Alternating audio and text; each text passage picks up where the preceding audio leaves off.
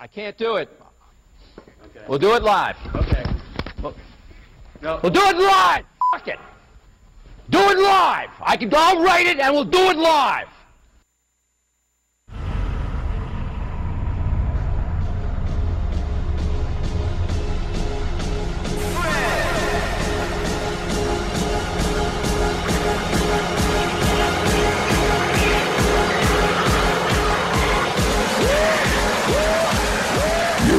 Listening to the Sneaker Rocks.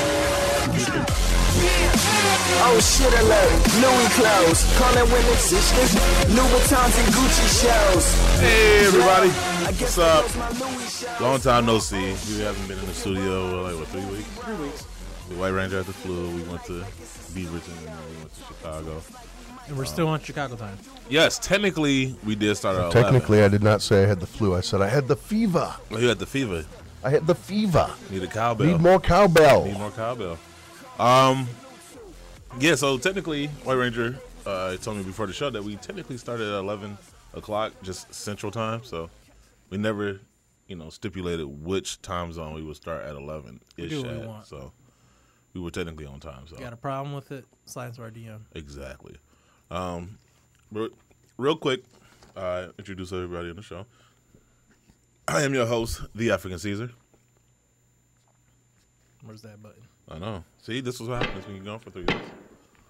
All hail Caesar, Emperor of Rome, monarch of the Roman Empire, ruler of the world.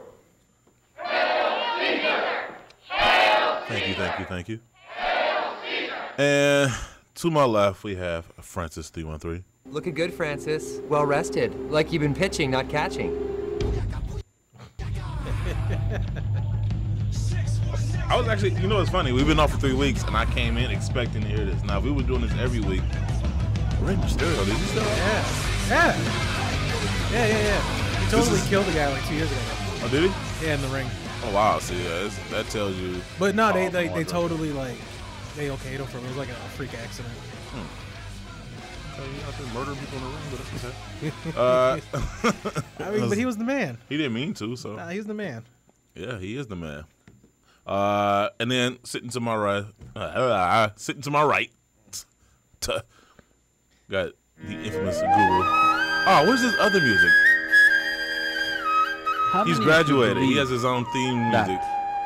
If you did not have a teacher, you would have learned this 26 alphabet. See what happens when gone for 3 weeks? Guru lost his theme music. He lost his swag. I don't know which one it is. Is it that lawyer one? Oh my God. You know what? It's funny. Okay, Guru is lethargic already, so to see him this lethargic. It's not lethargic. It's just like I tell people all the time, sneakers consume a lot of my time. Like with work, I work around sneakers, and I come here, and then other things. So I just have to reserve my energy. How I did power saving mode. I gotta hit that from my body. I'm just saying, you usually look like you sleepy, but you look extra sleepy today. Yeah, I'm just tired, bro. Well, this snow ain't helping nobody. There it is. Come on, you hype, man? You hype? I'm hype. Guru no. Guru no. Shout out to Snicker Girl who's not here though. Shout out to her. Yeah, she's still recuperating. Yeah, MJ. And MJ, she just is like, yo, this snow is just too much. I'm straight. So HR's not here? HR's not here, so we can just run amok. We have nobody holding us back. She's probably listening right now. I'm gonna get an angry text. I'm gonna get the Which word's tripping you up? Future can't wait. That kind of it's like a ghost of HR. Yeah, she is. What we have on the horizon is like the ghost of HR, so we can't really. And in case you just stumbled across our show on YouTube, this is the Sneaker Box Podcast with Sneaker Bar Detroit, a part of the Crepitech family. What's the point of spending all that money on your shoes if you're not going to keep them clean long enough to get your money's worth? Practice safe stunt and go to crepitech.com and get your shoes some protection. Make sure to follow us on Instagram. Please follow us. God, I shouldn't have to bet. And you know what? Forget Instagram. I'm about to go on a rant. Forget Instagram because I'm so mad at these. So we went in, in my infinite wisdom, I switched over to a business account sometime last year. And the thing about it is they purposely slow down your reach to basically incentivize you to pay for sponsored ads. And it's so annoying. Oh, you're angry. I am. I mean, I'm like angry right now because it's like it's affecting our reach, man. It's like it's annoying to me, but I don't know what we can do to fix that. But it's just annoying. I don't know. Somebody got answers? Please hit me up. But you can still follow us. Start posting have nude photos of us. I could do that. I don't know. We might lose listeners. Ray Ranger raised his hand. Yeah, he's down. You can follow us on Twitter at the _, and you can follow us on Facebook by simply looking up the Sneakerbox Podcast page. And if you'd like to talk to us live today, we paid our phone bill. What? You can. That's our phone lines right now. You can call us at toll-free 888-799-5267. Real quick, once again, we've been gone for a minute. I've been here every week. Yes. He's literally not been home in the last 3 weeks. He's wearing the same clothes I saw him wearing 3 weeks ago. But, we were fortunate enough to go to Nike and, spend some time up there 2 weeks ago. Well, first of all, I just want to thank my Lord and Savior up above. Thank you, Jesus! Yes, that was definitely a thank you, Jesus moment. And then last week we were in Chicago, Lombard for, was it The Score by Dick's Sporting Goods? Yes. Thank you, Jesus! Thank you, The Score. We don't want to sound like we were not as happy. No, we're happy to be at both places, and, we appreciate both brands reaching out to us and inviting us to both locations. But it does feel good to be back in the studio, be back at home in your own bed, using your own bathroom. All right, so anyway, we got, real quick, we got Mr. Quinton Williams, the owner of Q4 Sports.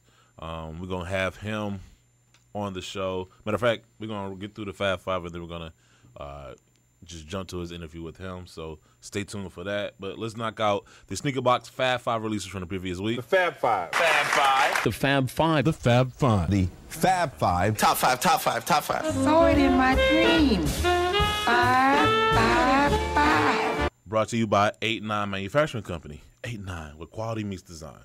Check out the collection of sneaker-based apparel by going to their website at 89.com. Make sure you use promo code TSBP to save yourself an extra 20% off your purchase. And next week, we will be doing a giveaway. We will be giving away a pair of Black Cement OG Air Jordan 3s. Can I just have them right now? Could just do that. Just save us a lot of time and trouble. And we will also teaming up with 8-9 to give you a collection. Yeah, we got. You know what? Is that to it? Yeah. Or give it away today? Okay, cool. All right, so, let me get to this. So we're giving away the pair of Jordan 3s. We're teaming up at 8-9 because they have an Air Jordan 3 collection. So we're going to hook you up not only with a pair of shoes, but an entire outfit to go with the shoes, courtesy of 8-9. And I can't wait obviously we're going to give you some crap. You got to stay protected out there. So basically the rules are you got to follow 8-9, us, and No Joke Kicks Detroit on Instagram. And then you got to call in next week. We're going to have a contest. You got 60 seconds basically to answer as many questions as you can. The winner obviously wins the prize of shoes, clothes, and Crep Protect. But today, I'm just going to, you know what? The first caller. Hey, my question though first is this outfit you're dressing whoever up in. Yeah. Does it include any smoking jackets or anything? Nope. No, it doesn't. You sure? I mean, 8-9. not just one. 8-9. They haven't reached that point yet. Could they? We're still trying to get through casual wear. I mean, I'd enter the contest if I could get a smoking jacket. I'll ask them. Shout to Figs. Ask and then, but probably bigger question is, can I enter the contest? No. I already did. No. It's for minorities only. It's Black History Month. What? Oh, yes. Word. Yes. It's called To your Balance in mother. the Universe. Word. Balance in the Universe. I mean, if I close my eyes. But the first caller, what is this book bag? We got a backpack. It's a duffel bag. Oh, we got a duffel bag. Flood Mayor duffel bag. How many heads will fit in that? Yeah, from experience, none. That you'll admit. Yes. So first caller to call into the show gets may this not duffel get bag. evidence. Get this duffel bag. Duffel bag. Call us at 888-799-5267. So anyway, let's get to this Fab Five. Number 5, we got the Air Jordan Retro 6 Chinese New Year. That got 55 votes on Instagram. These definitely get 5 Rihannas from me. I like them. At first it took me a minute to get past the floral thing on the heel, but you know I'm over it, and I wasn't able to secure a pair, and I have not found a size 15 anywhere. So yes, those shine bright like a diamond. Shine bright like a diamond. Wow. Wipe that CD off. My thing is skipping. That shit was definitely dope, though. Definitely 5 Rihannas for me. I don't know about anybody else. Honestly, they could have been higher on this list, but I'm not mad at the list that people voted for this week. Leave it up to the people. Yes. So, anyway, that is the Chinese New Year Air Jordan Retro 6 for number 5. Number 4, we have the Hannon Special Edition Reebok Workout Low. Billy's Gonna Get You. That just narrowly beat out the Chinese New Year 6s by 1 vote. This got 56 votes on Instagram. I'm sorry. These are dope. Like we give Reebok a lot of grief, but every now and then they come out of nowhere. These are clean. These are nice. Yes, I would definitely rock these. Yeah, these just seem real dapper too. Like I like it, and I like the story behind it as well. So, yeah. I don't know. Is it like a guy I don't know if they holding sold out. stomach on the tongue? Yeah. I don't know if these sold out. I'm pretty sure they did, but you know, take your chances, shoot your shot. Find them eBay, StockX, Goat, Goat/Fight Club. I don't know these. I give these about 3.5 Rihannas, 4. 3.5 Rihannas. Oh, CD. This is. Yeah. Number 3, we have the Nike VaporMax Plus Sunset. They got 65 votes on Instagram. These dope. These honestly, it's funny because I didn't really like I like the VaporMaxes, but I didn't like the way they looked on foot, at least for me. And then, you know, it's a little hard breaking in because it has no midsole. It's just the outsole and the knitted upper. Are those meant for people of our size? I got what pair did I get in Chicago, Guru? The green, you got the olive green joint. Olive green joints. And you know what's funny? Those shoes are so comfortable, right? I wear a 15. I don't know if anybody knows that, but I have no idea. I was able to get a size 14 and wear those comfortably. I told you. Those things are the most comfortable. What size shoe do you wear? Like you're so adamant. Like I'm a 15. I'm a 15. I am. Like, you can do 14 and some stuff. No, that's the only shoe I could do a size 14 because that upper is like it stretches. I've been telling you about Deodoras for some time now. You can do a 14. I'll check it. I would try, but it's got to be the leather cycle. I am a steadfast 15, but that shoe. Shout out to the people at Nike Town Chicago too, because they don't. I was about to walk out without even thinking about it, and one girl like kind of talked me into trying them on. And that instantly sold me on them. But yeah, they dope. I know some people don't, like them, but I always feel like I'm too fat to wear VaporMaxes. That may be true, but either way, the rest of us, I think we can get away with wearing these. I definitely like this shoe. I don't know if I can find these in the 14, but if I can, I am definitely copping. These definitely. I'm gonna say 5. No. 4.5 Rihannas. 4.5 Rihannas. I'm already tired of that. I'm so done right now. I'm already okay. We get it. Done. And then number 2, we have the Deodora. Deodora. N9000 Bianco. These got 76 votes on Instagram. I like those. Clean. I had no problem with this one. It could have easily been number 1. Once again, I am going to go. I want to give it 5. No, I'm giving it 5 Rihannas. No, don't. No. No. Oh, okay, good. Oh man, I know. I'm like getting anxiety. I'm getting anxiety. I know. I'm about to mute I'm about to turn on my own headphones. And then finally, number 1.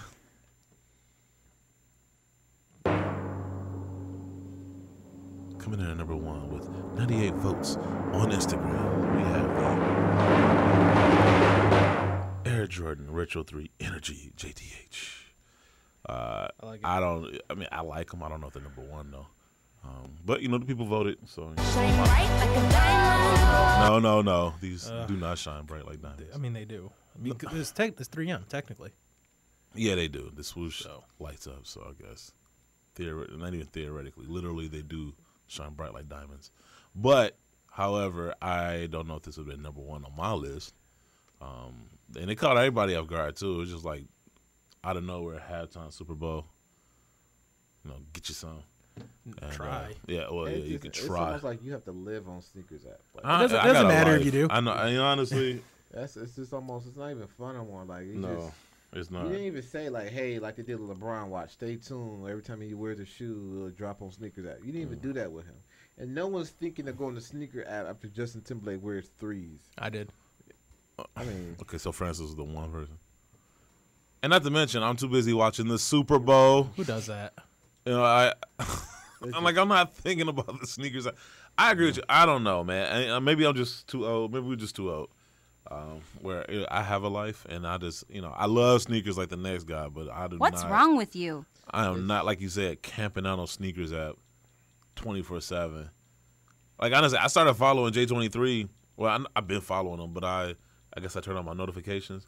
I'm about to turn them off. Like, I am tired of getting an alert every 2 seconds. And it's like half the stuff is like, I don't even want. Like, I just want to get alerted on the special stuff. I like these. No, they're cool. I have no problem with it. I know everybody has a problem with the swoosh. Swoosh is growing on me. It has on me too. Like, and once again, I think I said this in the show from last week, where basically as a collector, this appeals to me because this is something based in history. This is the 30-year anniversary of the Air Jordan 3. This is Tinker's original idea for the Air Jordan 3. Obviously, he tinkered with it. Gatorade, is it in you? Gatorade. There's no Gatorade involved. Gatorade, is it in you? But it was Gatorade. Gatorade. Get it, Mike. So we, so basically this is based on the original sketches of Tinker Hatfield. It did take a while for me to get over the swoosh because it just seems so out of place. I think it's the color blocking on the Tinker 3 that I don't like.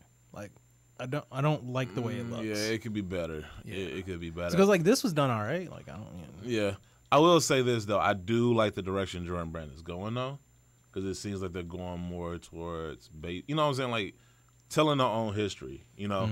Telling the story and whatnot. And a lot of people out there are like, oh, you need a story to buy a shoe. No, I do not. But them the same people that's like, oh, the shoe sitting in the stores, they dead. Like, you base your you base your I guess liking or not liking a sneaker based on how many people bought them. So I don't want to hear from you when I say I want to, it's cool to have a decent story to go along with the shoe. God forbid. I just think they should spread them out. It's just too many threes. Yeah, it's like 30 shoes coming out this month. I know, man. Just like also everybody don't get alone. like $10,000 back on their taxes, so it's just like exactly. It's just now it's like times like this. It's like the resellers are licking their chops because they have the liquid assets or cash to buy all these shoes, and they know everyone's got picking shoes, and that once they do, so if I get the cement threes and I got to double back to get them, then I have to wait. And then I'm more likely got to go to a reseller to get them, and that's what they're gonna make their money. And these are limited releases, yeah. too. So it's like all of them. The Zoom generations 225 limited. I'm like, wow. The other Zoom generations were 175. Then you got the Kobe ones pop out of nowhere. Then you got 2 undefeated Kobe ones on top of the normal color. It's just then you got the normal All-Star game shoes for the players that's playing, and you got Ricardo Tatishi dropping the Air Force One. It's just a lot. It's overwhelming. You could spread those out, and especially in June when it's dry sneaker wise. You could drop some of these light colored shoes because that's when people are going to be looking for them. Yeah. No, I agree with you. And then as a retailer, you got people calling for a shoe that you didn't get because it's limited, or they skipping releases for this week, so you done missed your sales goals as sales manager because they're getting a shoe that come out next week. Or it's a lot. It's starting at the top. You guys got to just spread this out. That's way too much. Right. Because some people get turned off, by being overwhelmed so much. Exactly. I mean, just All-Star Weekend alone is going to be nuts. And I know since we know they're listening, Jordan Brand, please, this whole limited thing, that's cute. That's cool for a few shoes. But it seems like to me they're going to drop like a whole bunch of limited releases, I guess. So like instead of coming out with one release and making like 1 million pairs, they're going to come out with like 1 million different limited releases. And All-Star Weekend had 9 pairs or something? Man, it's like more than that. No, it's more than that. I can look at the list. I mean, it's almost like pushing 11, 12ish. What is it next? What is it next weekend? Next Saturday? There's two TGs. It's those. You got LeBron's. You got Kyrie's, Paul George, KD. You got Air Force One. You got a phone posit. You got 4 Kith LeBrons. That's 12 right there. I mean, just next Saturday alone, you got 1, 2, 3, 4, 5, 6, 7, 8, 9, 10, 11 shoes. So that's probably more part of it. Well, you got Friday too. Like Friday, you have 1, 2, 3, 4, 5, 6, 7, 8, 9, 10. 21 shoes in 2 days. 11, 12, 13, 14, 15, 16. That's 27 shoes in 2 days. Oh, that's it? Oh, Thursday. Check this out. 1, 2, 3, 4, 5, 6, 7, 8, 9, 10, 11, Carefully, you 12, have to take your shoes off to count. 13, 14, 15, 16, 17. You lost me after 8. At least 4 of those are packs. So you might as well add another 4 or 5 shoes to that. So you're talking about, what was that, 27 already? So you're talking about like over 40 shoes in 3 days. I gotta update my sugar baby profile. And so it's wow. Sometimes you say something, it throws me off sometimes. It's just too many shoes and all these limited releases that serves nobody but the resellers and hype beats. And they don't love you. They was just claiming you were dead just 2 months ago, and all of a sudden you trying to appeal to those people. Like, come on, man. I just think that it's just too much. You could spread that out a little bit. I'm just saying, if I gotta pay $400 for most of the shoes I want, because some reseller is trying to take advantage of the system, or it wouldn't. I'm just not gonna buy them as much. It wouldn't even be as bad if the system had a little bit more integrity as far as getting the shoes. Yeah. Since it being online, and then it's like the bots get stronger as the sneaker apps get more wiser. It's just like. Wow. The bots are just, Jay-Z said, super bug about Trump. It's like super bug bots. Like, man, that's what it is. All right, so ugliest release of the week.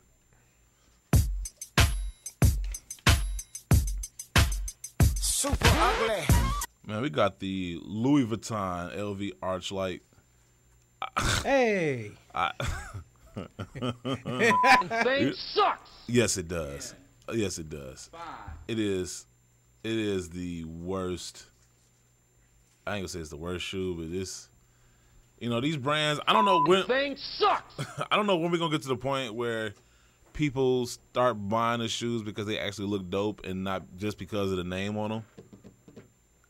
I swear to God, I don't know how many shoes I gotta come in here and watch every week, knowing that they trash, but because Louis Vuitton's name on it or Kanye's name. Is this a legit colorway? Yes. Wow. It's I'm so sick. I don't know when we're going to get to the point where, we make sneakers great again, where we just, the shoe actually has to look dope. You're not just going to be able to sell it to me. And then this shoe got the nerve to be sold for $1,090. Come on, man. I wouldn't buy these for 10. And if somebody gave them to me, I'm taking them right to Chiquita. I mean, it's just. Kiss your kids. People pay more. People pay that price in the resale market. I'm not paying. But that's retail. Yeah, but still, they look at it as what a consumer pay. Well, a sucker born every day. Then, if you buying that, if you pay that much, I can't even imagine what the resale would be for these. Fun fact: that's not even leather. You have to resell them. Out. Bye. Go home to mommy. Go home to mommy. Yes, that's what the boss of whoever designed this shoe should say to them. 1,090, and that's not even. Screw that dude. By the way, and there's no leather. Trump. He used to tweet a couple of years ago, if the Dow Jones ever dropped by that much, whoever the president should be shot out of a cannon. It's then the Dow drops them on something load you up. Come on, man. MAGA. I'm telling you, man. I just want to go to a coma for the next 3 years and just wake up hoping that people got enough sense to vote the right way. Anyway, moving on. Ridiculous sneakers for ridiculous prices. What? This is a new segment? Yeah, it's a new segment. Rebranded. Rebranded. You want to have a drop for that? I'm sorry. No.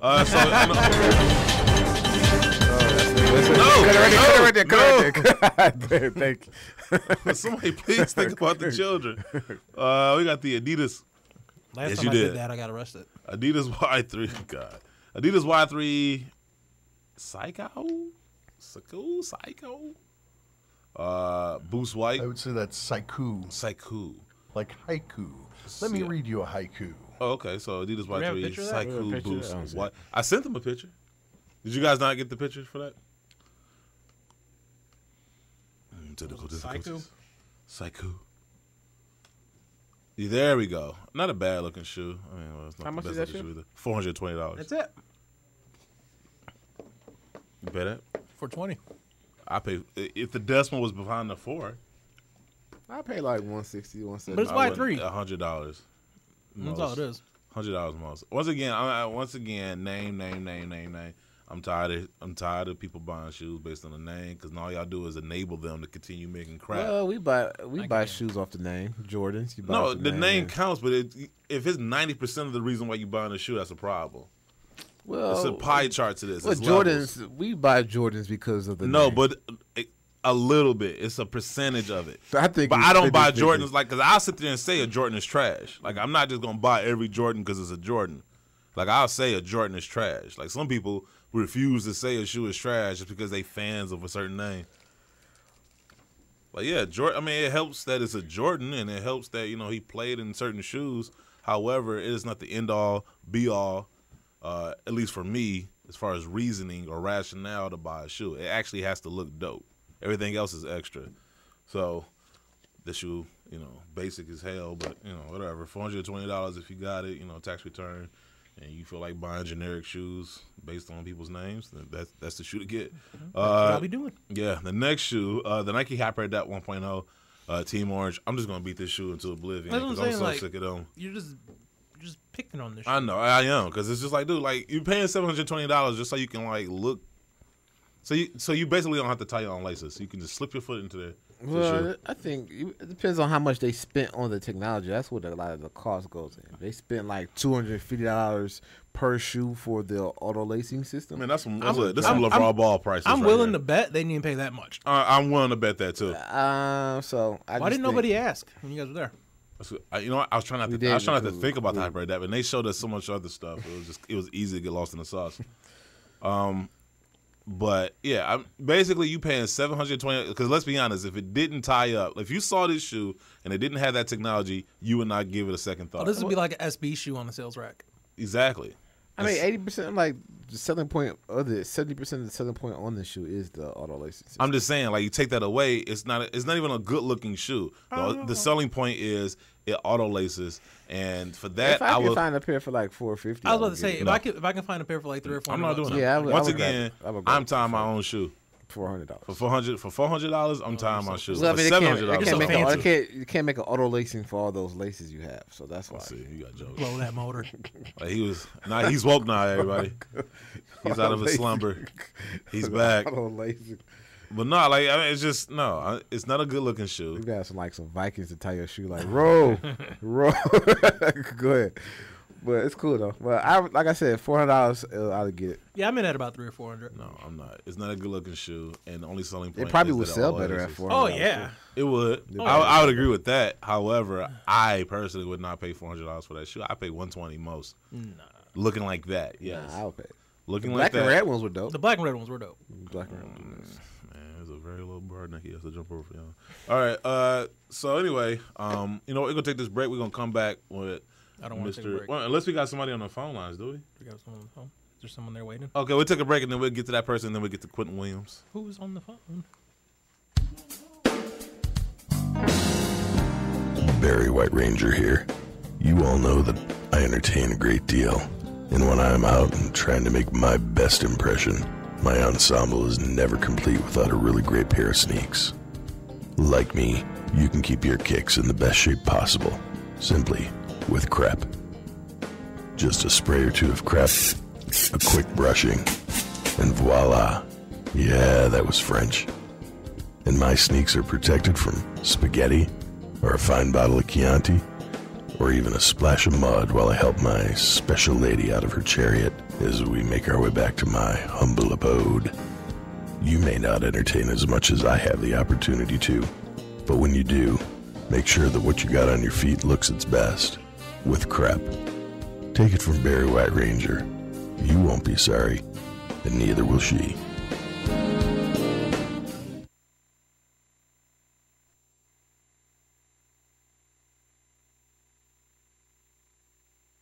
I can't hear you. Hello? Uh-oh. Who's there? Anyway, Caesar? hey, can you hear me, Frank? I can hear you. Marco. Chad? Marco. G4? I'm here. What's up? That was beautiful the way you guys did that intro, like segued right into my segment. Oh, wow. Your segment. You just come in, just. Yeah, this is my segment. Man, you like a pilgrim. You just gonna proclaim this land to be yours. We can just never mind the fact that people are already living there. I don't give a shit about no one already being there. Sneaker girl, that was not me. That was G4.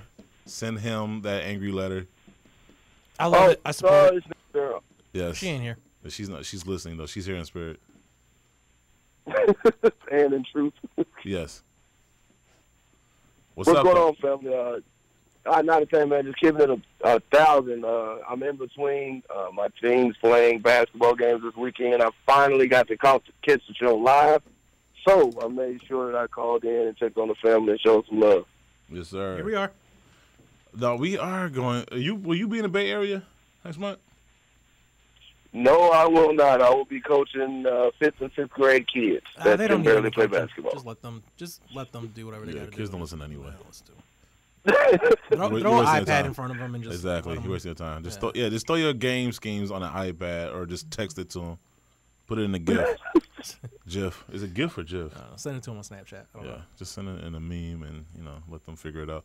Pick the smartest 3 and tell them they're going to go somewhere in life, and the rest of them are just not. And just save yourself the time. Exactly. Someone told me the same thing, and look at where I ended up. Damn it. On the phone with us on a Yeah, I know. Yeah. I know. You're not making a real compelling case right now.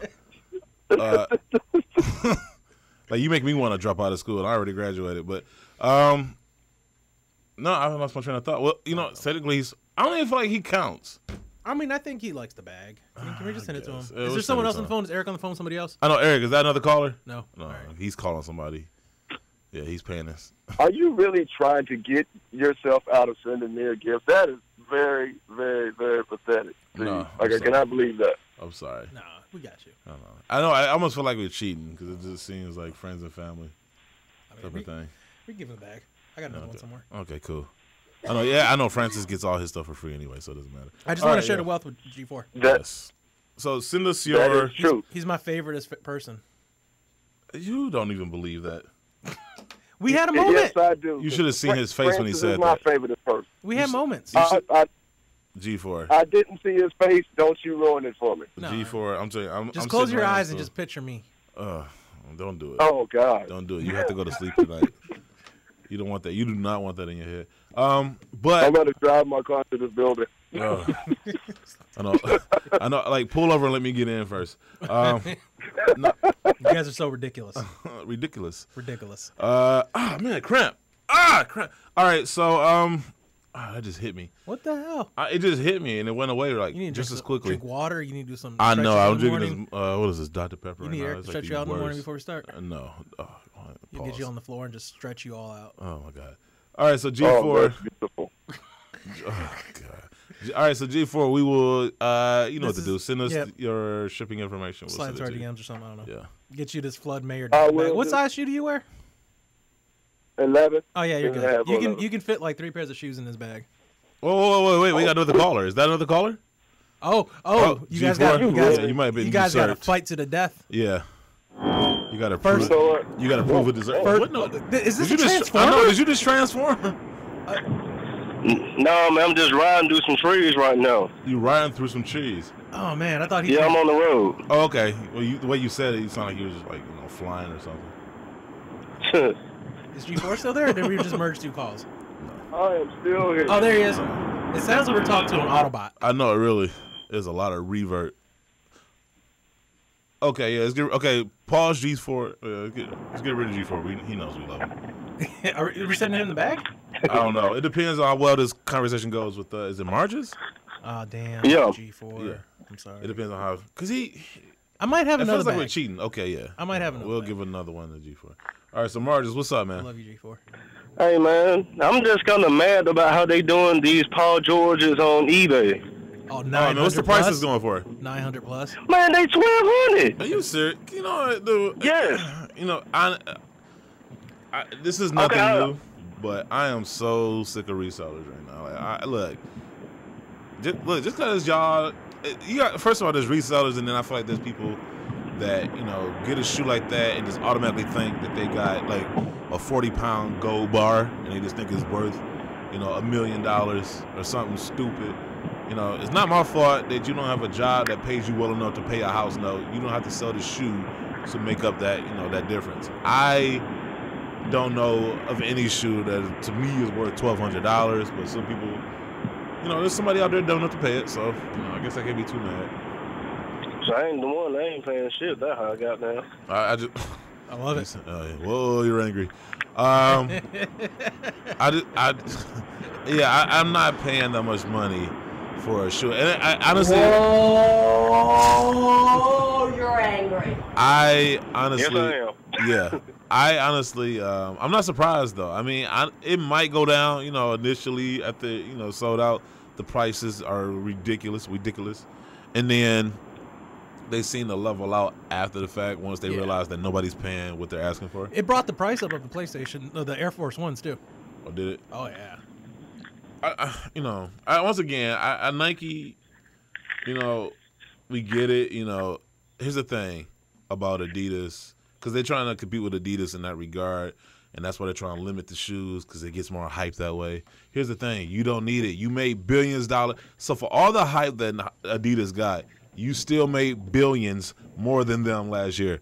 Why are you trying to play their game? It makes no sense to me.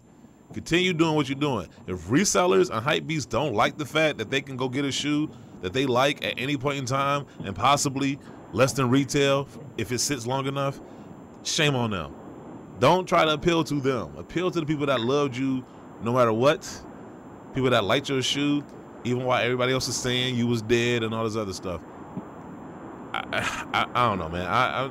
I'm really kind of finding myself annoyed. It's only February, so, you know, it's only gonna get worse, especially once the 11s come out and any other high-profile sneaker.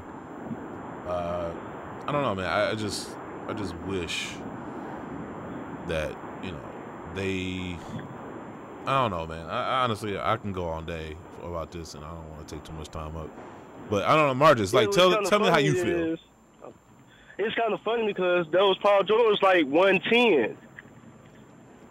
And they going for the same price for those Justin Timberlake Tinker Hatfield 3s. Right. Yeah, oh, that was ridiculous, too. PG's light up, though. Yeah. Those are ridiculous. That was another one, too. I don't know. I don't know, man. Honestly, I'm so frustrated I done lost the words. What's G4 on here? No, this is Marcus from Fayetteville. Fayetteville? How you say it? Fayetteville. Yeah, that was Douglasville. Fayetteville. That's where J. Cole from.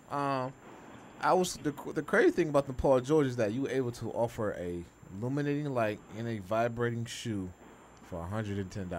The shoe vibrates? Yeah. Mm-hmm. And lights up. I know it lights up. I didn't know it vibrated. Yeah. So that's crazy.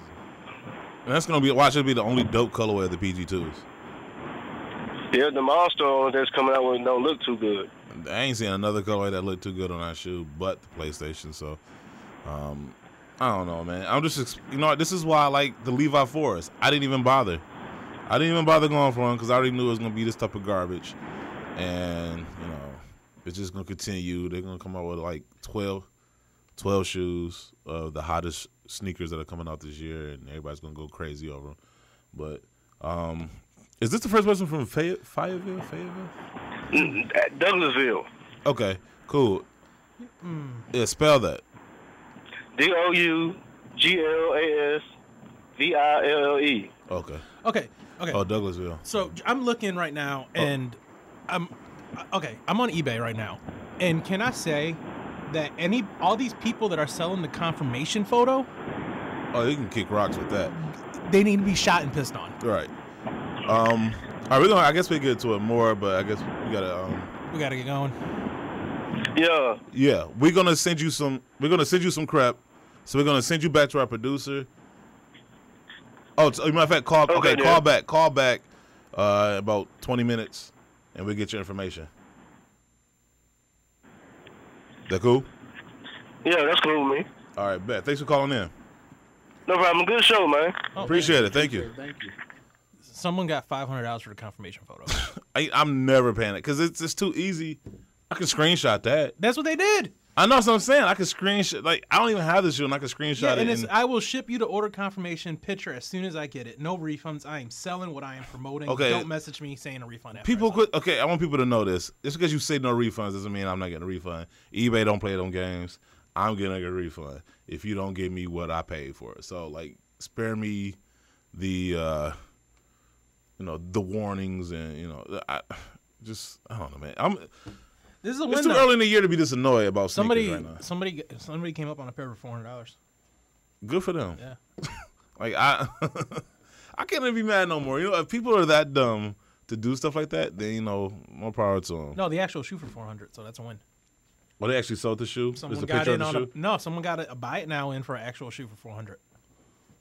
Oh, what size? 11. Shoot your shot, y'all. $400 actually is not a bad price. It vibrates. $400. I would pay. I mean, I'm not paying for it For the PlayStations? Yeah. It's not bad. It must have been one of the first sales. Yeah, I would say always wait till like 2 weeks. The price drops significantly. Yeah. There was a pre-order up here as of 2 days ago for $350. I hate pre-orders too. I'm not dealing with you, even though I'll leave it alone. All right. So while he's reworking the system, And they vibrate. You are really that is a selling point. It's a selling point for me. Most people just lighten up, or the fact that there's a PlayStation collab, or it's not really a collab, but it's based on PlayStation. I'm pretty sure they got. Oh no, I think it's a official. Is it a collab? with Is it an Sony. official collab? Yeah. Okay, well, it's a dope collab, and once again, like It's I got said, the branding and all that stuff all it over will be the only dope colorway of that shoe. So I'm not really holding out too much hope. And it's not the first time they have a relationship. So all right, well, moving along. I'm so happy we got this next guest on the show, man. Like I really respect what he has going on, and what he's doing, and and talking to him and meeting him. He has a good story. Hopefully, our listeners get something out of listening to his story. We got Ohio's trash. Mr. Quinton. You said Ohio's trash? Buckeye said the PG2s are trash. I said Ohio's trash. Yeah, I agree. They belong in the same boat. But anyway, we have Mr. I can't even diss Ohio because Ohio cleans their roads off. Like when I woke up, If that's the only compliment you can give a state, then I don't know what that's to the tell most you. important. That's life and death. No. What do you mean? Nope. You can't even make it to go. Because I don't have to go to Ohio. I can just fly over it. Yes. Anyway, All right, let's go. we got an interview with Mr. Quinton Williams, co-founder and chief global designer of Q4 Sports. Q, what is up, man? He's not from Ohio, is he? Man, my man, what's going on? Oh, what's up? First of all, man, hopefully you made it back home safe. I know you was in Portland, a couple days ago? I was material show, man. I got back safe, but I did come back with a little cold, man. That Detroit weather kind of got me. Oh, I told you. I told you, man. There's nothing to play with. Yeah. I gotta say too. I probably shouldn't say it on the air, but it's too funny not to. We got into that facility a little too easy. Hey, that is very true. It was a little too easy. Like if I worked there or if I lived there, I'd have been a little upset that you can just. There was no credentials. Huh? It's funny. After you left, man, they got a little bit more strict because I had a videographer come in, and then they were like really stickler about getting back there. But okay. When we got there, it was easy. It was definitely easy. Well, at that point, you're already in the door. Like so, the damage is done. Without question. Yeah, it was funny too because it was just like we had a situation like that when we was in Portland. We got a tour of the Trailblazers Arena, and my brother-in-law was with us, who was white, and he was driving, and I forgot what he told her, but he was just like, "Yeah, we're supposed to be here," and no questions asked. She just led us into the players' entrance parking lot. Yes, sir. Yeah, so it's just you gotta walk in like you belong there, man. It's all good. Maybe that's what it is. Confidence. Confidence is key. Confidence, man. Yes, sir. All right, so you got your own brand. I mean, you to the point where you even got NBA players already wearing it. But let's kind of backtrack and talk about your story, how you came up. You started off as a sneaker designer, I forgot for which guy. Was it Reebok? No, man. Actually, well, my first real entry into the industry was the internship I did in Brooklyn, New York. Mm-hmm. I was designer. I was actually underneath the senior designer, but I was designing boots and construction boots and trail boots for different European clientele. It was kind of like a private label, so we would do all the designs, get those sampled, going back and forth to China and all of that, and then we would pitch them the new range, and if they bought, and then the owner would obviously reap the benefits of it because they're placing 100,000 pair orders, and and that was really my first entry level learners. And after that, man, I went back to college, finished my junior year, and I was really grinding, trying to get a solid job lined up after I graduated. So I was consistently online, entering all the footwear competitions, Mesho1.com, uploading a design every day to like corefly.com and behance.net, and just trying to get my name out there, trying to get people to realize I'm here, right? Right. And lo and behold, Dwayne Edwards, which is he was former brand director of the Jordan brand. He designed the Jordan 22, Jordan 23, Melo's first signature shoe. Like, super respectable guy, man. He found me online, and he invited me out to Pensole, which is a footwear academy, and this was the first one that had actually in Portland, Oregon. We was at the University of Oregon, and it was 23 of us worldwide that he handpicked to come to this 3-week course. And we were getting training from, Nike, Adidas, Converse, designers, and directors, just knowledge about the industry. And so, I was getting a lot of networking opportunities through that. I go back, I graduate. Now I'm looking for a job. Right. All those people that I grabbed those business cards from, I'm constantly emailing them every day, sending my portfolio, resume, and all that, and nobody got back to me, man. It was like 8 months of just grinding, and nothing was really pulling. And I entered this one competition. It was for a startup brand in Birmingham, Alabama, and I won first place. I got $25,000 check. They flew me up to New York for the presentation of the winning. And after that, they were like, are you employed right now? And I wasn't, and they didn't have an in-house designer.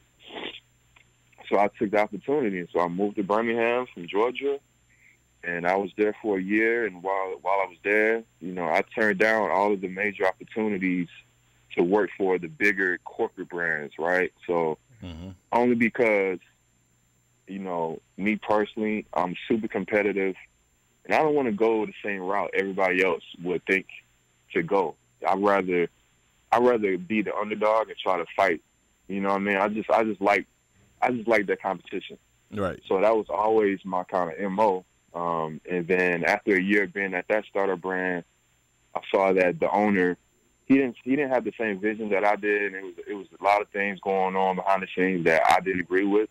And so I made a jump to move to LA to work for a Chinese basketball brand called Peak. Had the opportunity to work with Dwight Howard, Tony Parker, George Hill, those guys. Yeah. Yep, Delhi. And that was actually when I was on my exit out, actually, right before Delhi got in there.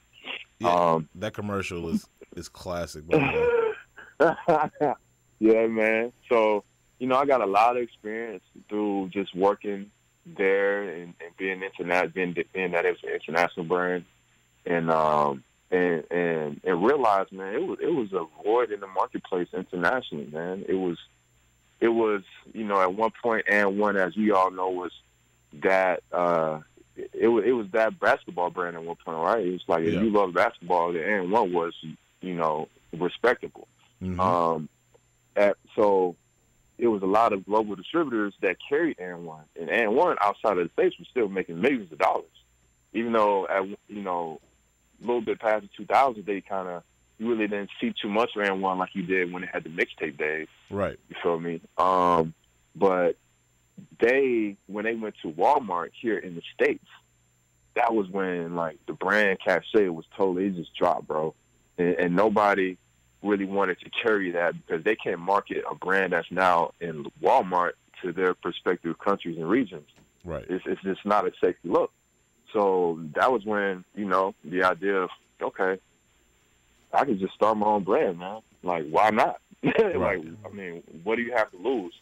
So I just ran with it, man, and here we are today. And that was almost 3 years ago when the idea even started. All right, let me rewind back a little bit because I think for most people, they don't understand or at least appreciate the process of how it used to be. So, like, now we have the Pencil Academy, right? And it allows people that are looking to become designers to learn how to be one, and it kind of gives you an avenue in which to, secure a job for one of the brands. But before Pencil, like, you had to know somebody, right?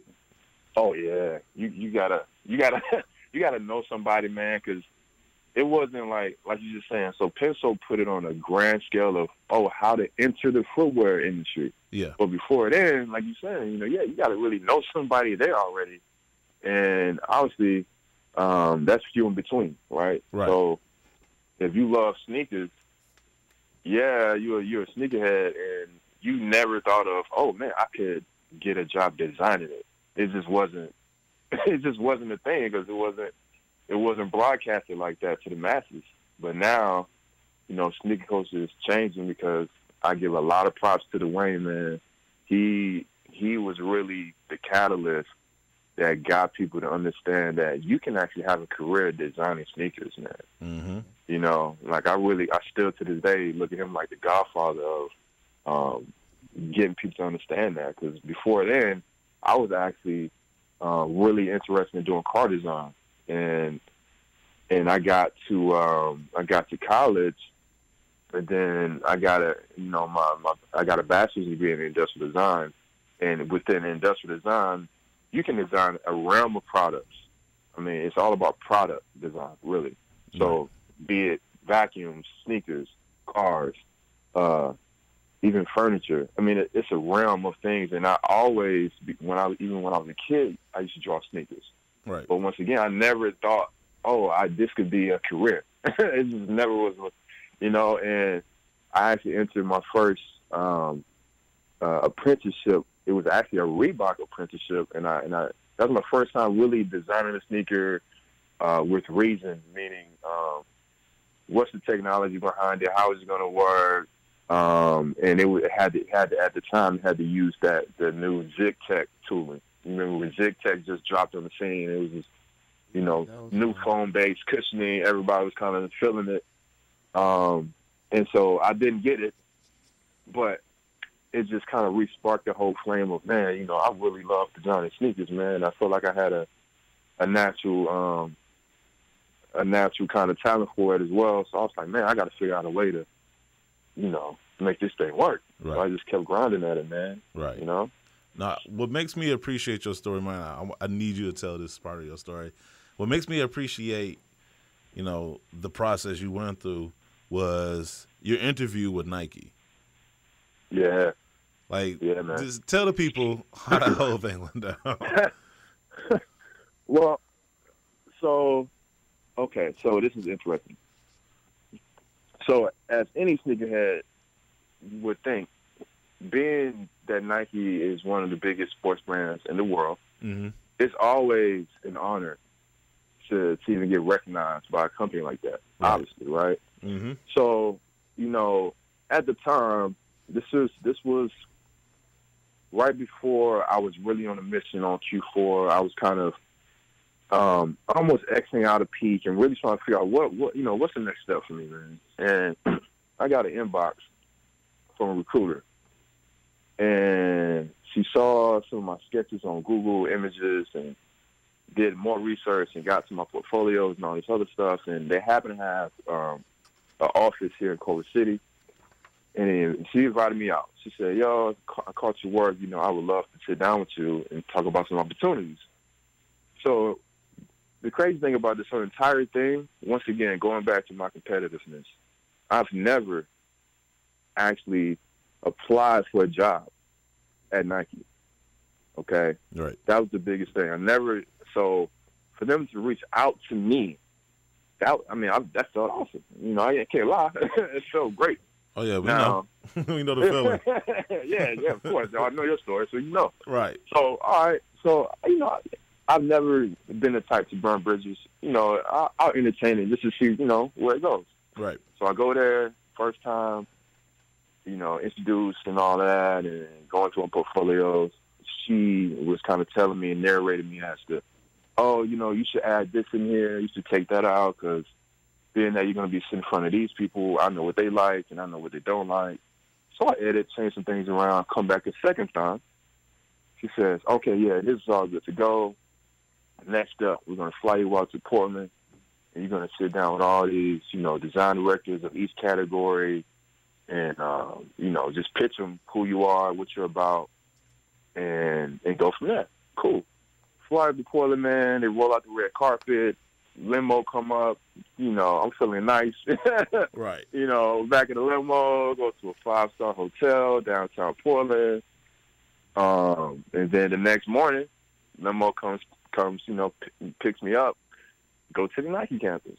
And, you know, if you've never been on the Nike campus, I just need you, it's most definitely something to see, man. It's a beautiful campus. I mean, it's everything that you would think it would be. Yep. It really is. So, you know, I'm ecstatic. I'm like, wow, you know, this is interesting, man. So, funny story, I get there, one of the recruiters that I meet is actually a recruiter that I met way back in college at one point in time. Oh, wow. And this was when I was, this was like my junior year again, where I'm trying to apply for all these internships. And I tried the Reebok thing. Then Nike came, and he was one of the recruiters. And so he was flipping through my portfolio. And at the time, I had a lot of cars in my portfolio, and I had a few shoes. And he was like, you know, I don't know if this is really your thing. Like, you seem like you really want to be a car designer. You know, I don't know if this is fit for you. And, you know, whatever, just kind of, you know. Wait a minute, wasn't Tinker originally an architect? Yeah. Yeah. So, okay. Okay. So, you know, whatever. Right, exactly. So, all right. So, fast forward, like I said, you know, so I had basically three meetings throughout the day. First meeting, you know, I ain't going to put out names or anything like that, but they were high up in each category, okay? Mm-hmm. And I'm going through a portfolio, and I'm, you know, going through the whole storytelling process and inspiration and all that stuff, man. Right. And it's just like poker faces. It's just like, we're not impressed. Right. You know what I mean? What else you got? And then I go to the back and I say, you know, I got a lot of stuff. You know what I mean? So I pull up my laptop and I show them all the stuff I do, you know, I do for fun. And a lot of people that have followed me through my little journey, especially on Instagram, I used to post all these crazy concepts, you know, and some of them didn't have any inspiration behind them. Some of them did. It was just pure, I just love doing this stuff, bro. You know what I mean? Right. And lo and behold, that was the stuff they flipped out the most about. Like I did a Teenage Mutant Ninja Turtle concept that they went crazy over. I did like a Rita Ora high heel concept. There's a lot of stuff that I just pulled out of the hat.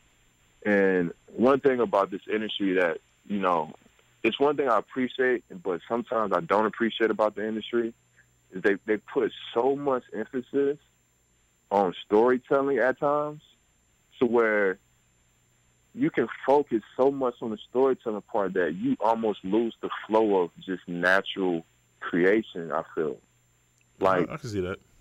You know what I mean? Like, right. Sometimes as an artist, sometimes you don't have a reason for throwing that line there or throwing that color block there. Right. You just did it because you have a knack for knowing what looks good.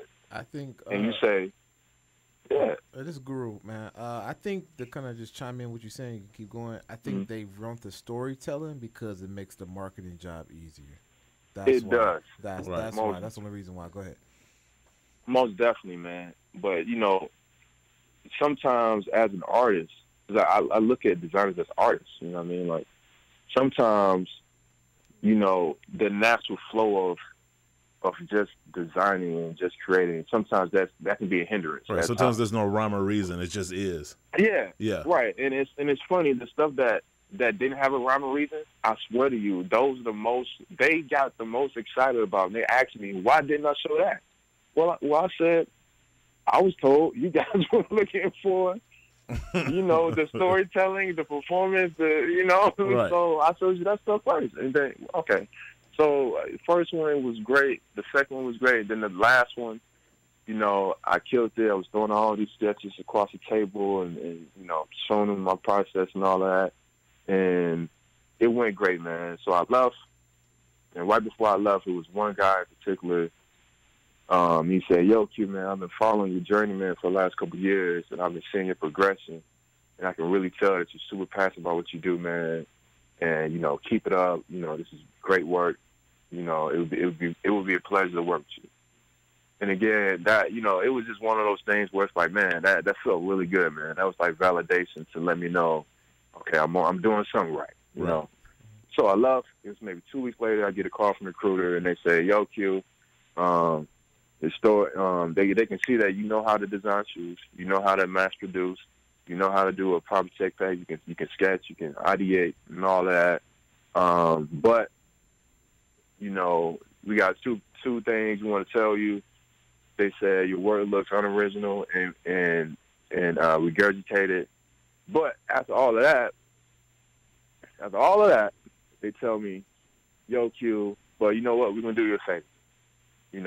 This is gonna be the deal. You moved from LA. Now note that I'm still employed with Pete. Right. And I have a fiance. You move from LA. You move down to Portland for 3 months, basically as an internship, because we're not gonna give you full pay. And you're gonna move down, and you're gonna be for 3 months basically, and you're gonna learn a lot from us, and it's gonna be a learning experience for you." Now, at the time, I have been in the industry at that point in time like 5 years. Okay, so I know how this thing works and operates. So for me to downgrade and move for something that, once again, I did not apply for, I didn't reach out to you. Right. And then you go through all these steps of luring me up to the point where I'm there now, and then you say, "Hey, take this deal because it's a sweet deal for you," and risk everything after 3 months and hope that I get employed. Right. What? No way. That's too much risk. And you were about to get married, or you were newly married? I was about to get married. Right. Yeah. So No. it's both disrespectful, and it's risky as hell. I mean, why would I do that for something that I did not apply for? Right. No. Wow. I just wouldn't do that. So, but again, I can see how a lot of people, because we've all been fed Nike from birth, basically. Right. I can understand how people would take the opportunity because it's a grand opportunity. It's one of those once in a lifetime type of things. But me personally, I know my value, my worth. So I'm not going to downgrade for something that, once again, at the end of the day, I would rather compete against. Right. You know what I mean? So at that point, that was just more reason for me to say, you know what? I'm gonna create my own.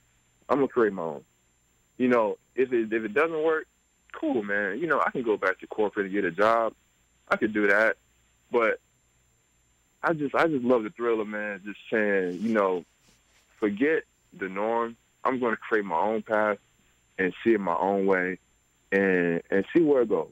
And that was one of the catalysts that got me to Q4, man.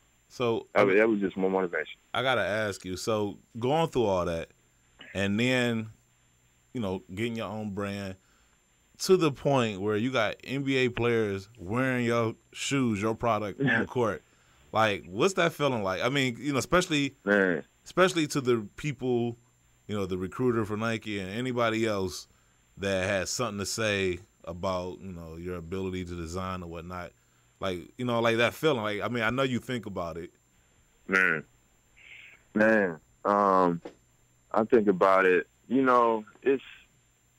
It's days where I think about it, like I may be on a flight back from China or something like that, and I see another photo of, either like Etuan or like Langston wearing the kicks on court, man. Yeah. And I'm like, wow, like I never, even though I had the goal of having my own brand, I just the point of thinking that an NBA player, a sport that I love ever since I was young, and I still play to this day, wearing it on court. Right. The feeling, man, I can't even put words to describe how it feels. But once again, for me personally, when I see it, it lets me know that I gotta keep going. Right. Because I mean, this is something that it doesn't happen every day. It for a new starter brand. Really, this is our first year of coming out, even though the process has been over 2.5 years. Right. But for the masses to see it, it's been almost a year. And to have two guys and actually a couple other players that we haven't announced yet with the brand. Do you want to announce them now on the show? Want to break that news? Nah, I'm gonna hold it. Bet that up. I had to shoot that shot, man. I know it.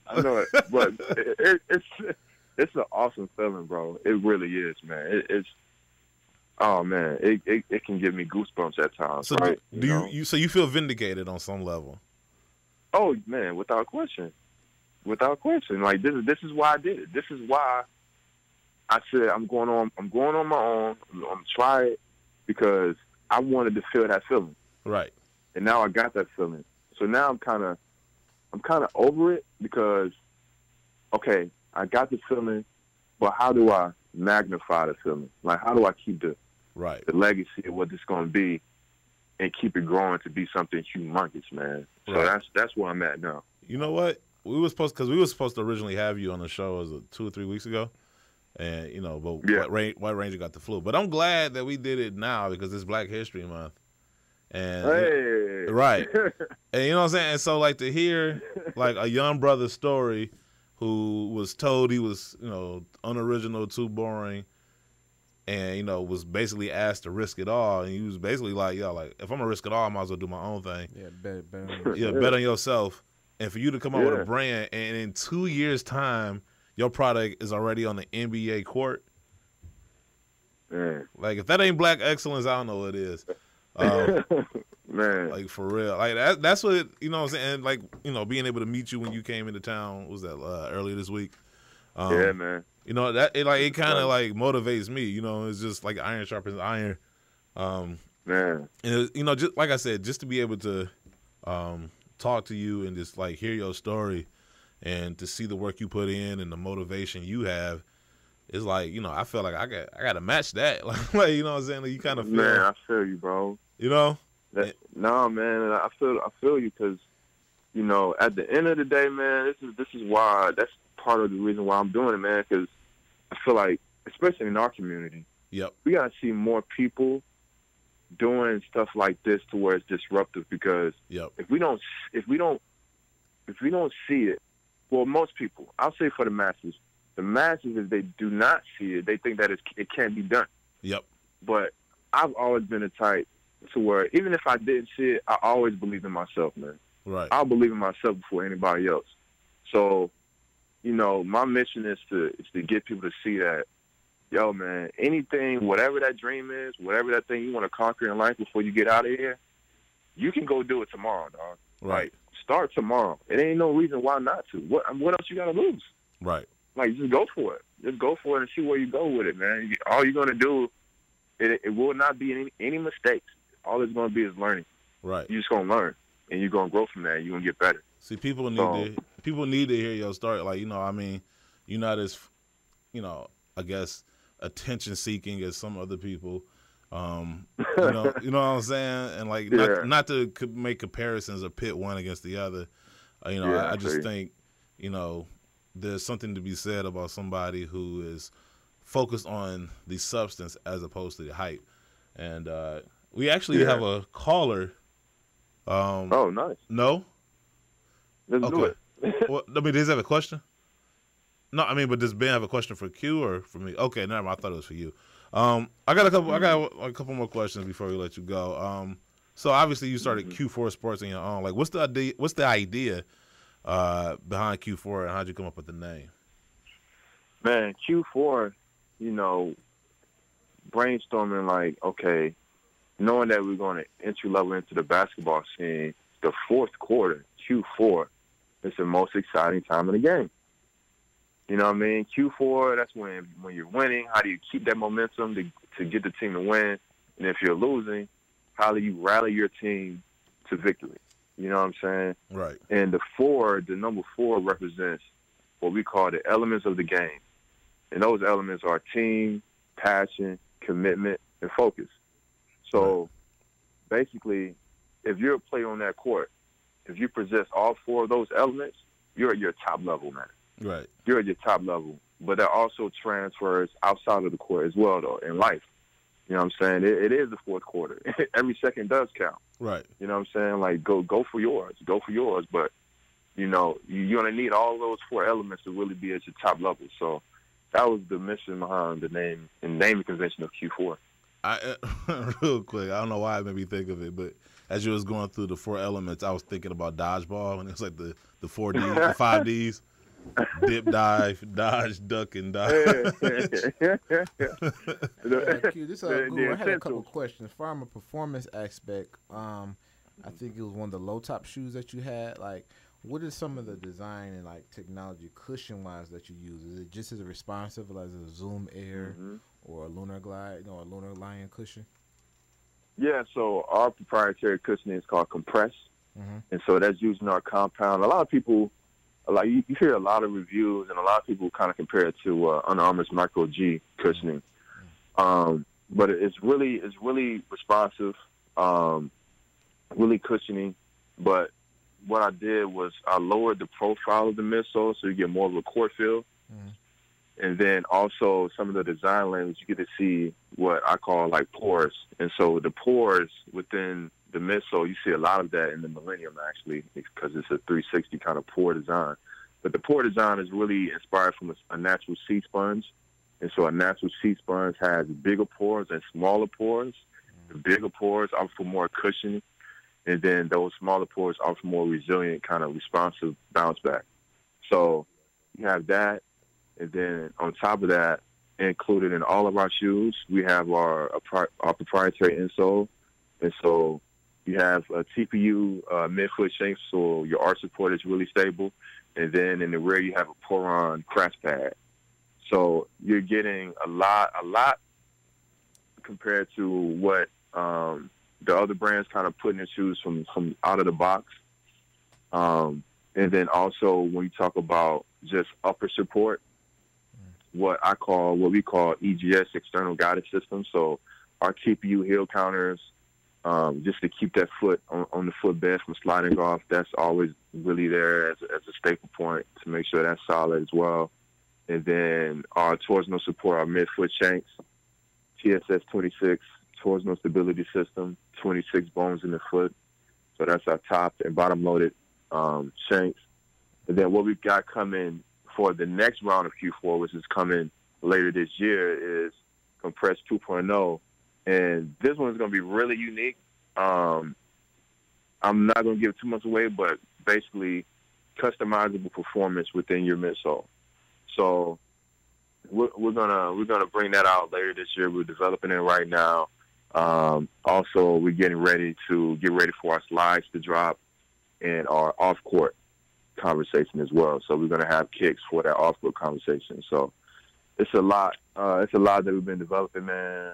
I'm super excited for the next round of what Q4 is, because, you know, once again, I've been looking at what you guys were looking at for like two and a half years. Right. So, I'm ready, man. I can't ready. And then also we got our PE. So, you know, Etwan Moore, Langston Galloway, their PEs. A lot of people, if you follow our social, been great, just waiting for their piece to drop, so they're coming this summer. Right. So, man, yeah, it's a lot to come, man. A lot to come. No, I mean, I'm looking forward to it. And shout out to Nightwing and Wear Testers because they did a couple of thorough reviews. For sure. Oh, yeah. On, Chris. You know, yeah, good guy, man. He probably does some of the best reviews. I mean, not even if he does the best reviews on YouTube. Real quick, outside of the few Piston players that you just mentioned, like, is there any other players or any other teams? That you can tell us. You know what? I give two nuggets. I'll say Warriors. I'll say Pacers. And there's one unknown that we're working on, and it man, if we get them, it's gonna be news. It's gonna be news. Y'all about to get LeBron from Nike? Y'all, man, that'd be crazy. Y'all backing up the Brink shirt for real, like yeah. We'll see. Man, but nah, man, like where can people? Well, I guess final question, like, what's the price point range on your shoes?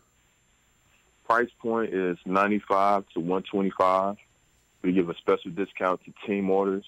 So definitely hit our team sales tab on the Q4 website. That's Q4sports.com.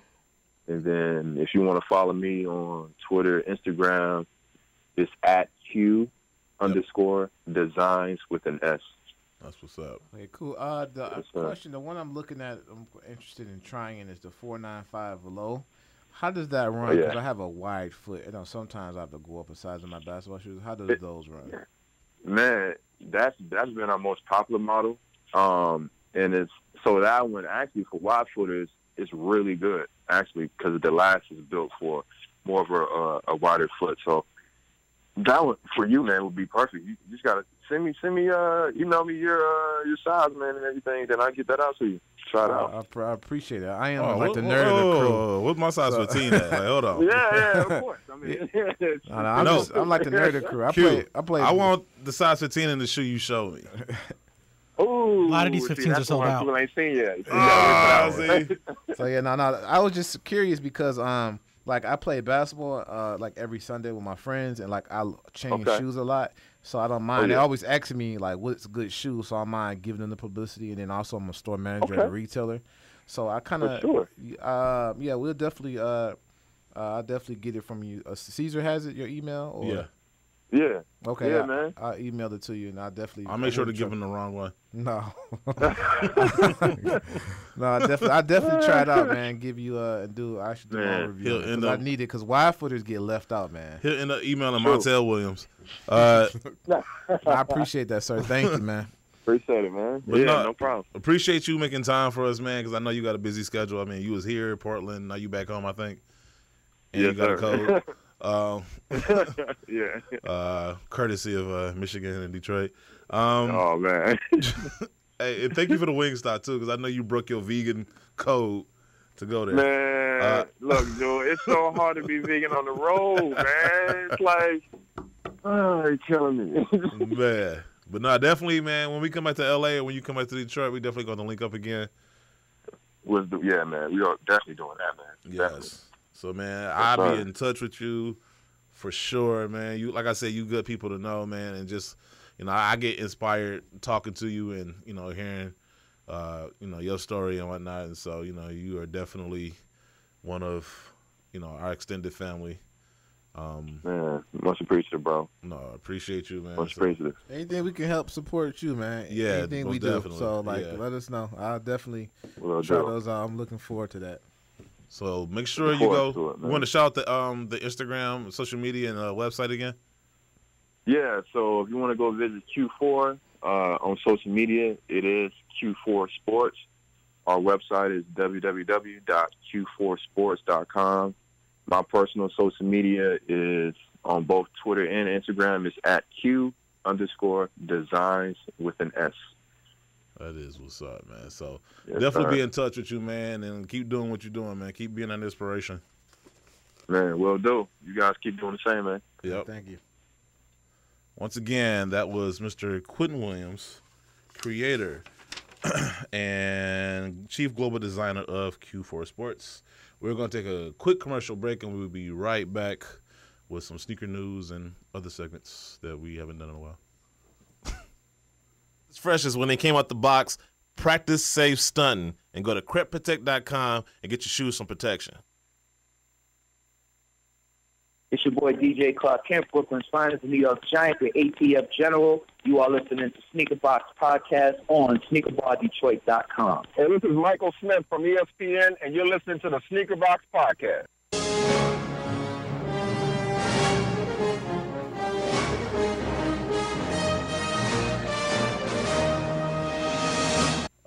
Before we get into anything else, we got Ben, who's been sitting on his phone, been patiently waiting like 50 cents. So we're going to get to him real quick. Ben, what's up, man? What's going on, guys? How y'all doing? Man, you're living the dream. We're doing. That's what's up, man. Just want to say congratulations to y'all with that trip to Nike. That's a big move right there. Man, appreciate it. Thank you. You know, it happened because of y'all, man. Your guys listening, tuning in every week. The amount of support and feedback we get, like, it's because of y'all, not because of us. Yeah. Yeah, well, yeah, either way, man, that's awesome. Just much congratulations. How many pairs y'all end up buying from the employee store? Actually, we bought more from the outlet than we did. Yeah, we did more from the outlet. And the employee store is basically stuff that was at retail. Yeah. So, okay. It wasn't really nothing. You kind of like. Is that how it is? I don't know too much about it. Like, the selection is mostly just, like, general release stuff just at a discounted price, or how is that? Yeah. It's everything in the store is at the employee's pricing. But the only thing I would say go there is the clothing, because there's so much clothing. Yeah, I think the clothing would be the biggest bite. You gotta be small though, so you know. No, they had big stuff. They had big stuff. They ain't had nothing for me. And they had the authentic. Cool. They didn't sell no swingmen. It was all authentic jerseys there too. Oh, real? Yeah. Oh, wow, I didn't know that. Yeah. And so the outlet had a like pretty much a way different selection. Yeah, because it was more so some gyms you can find. Like I found some Air Max 1 Pinnacle 1s for like what I ended up getting for like $50. Well, really dope. From what I was told, like just like mostly any other store, you got to get there early. You know, it's kind of, you know, you get lucky that every now and then like some heat finds its way to the store. But you know, for the most part, like I can say, and I think for everybody else can agree that.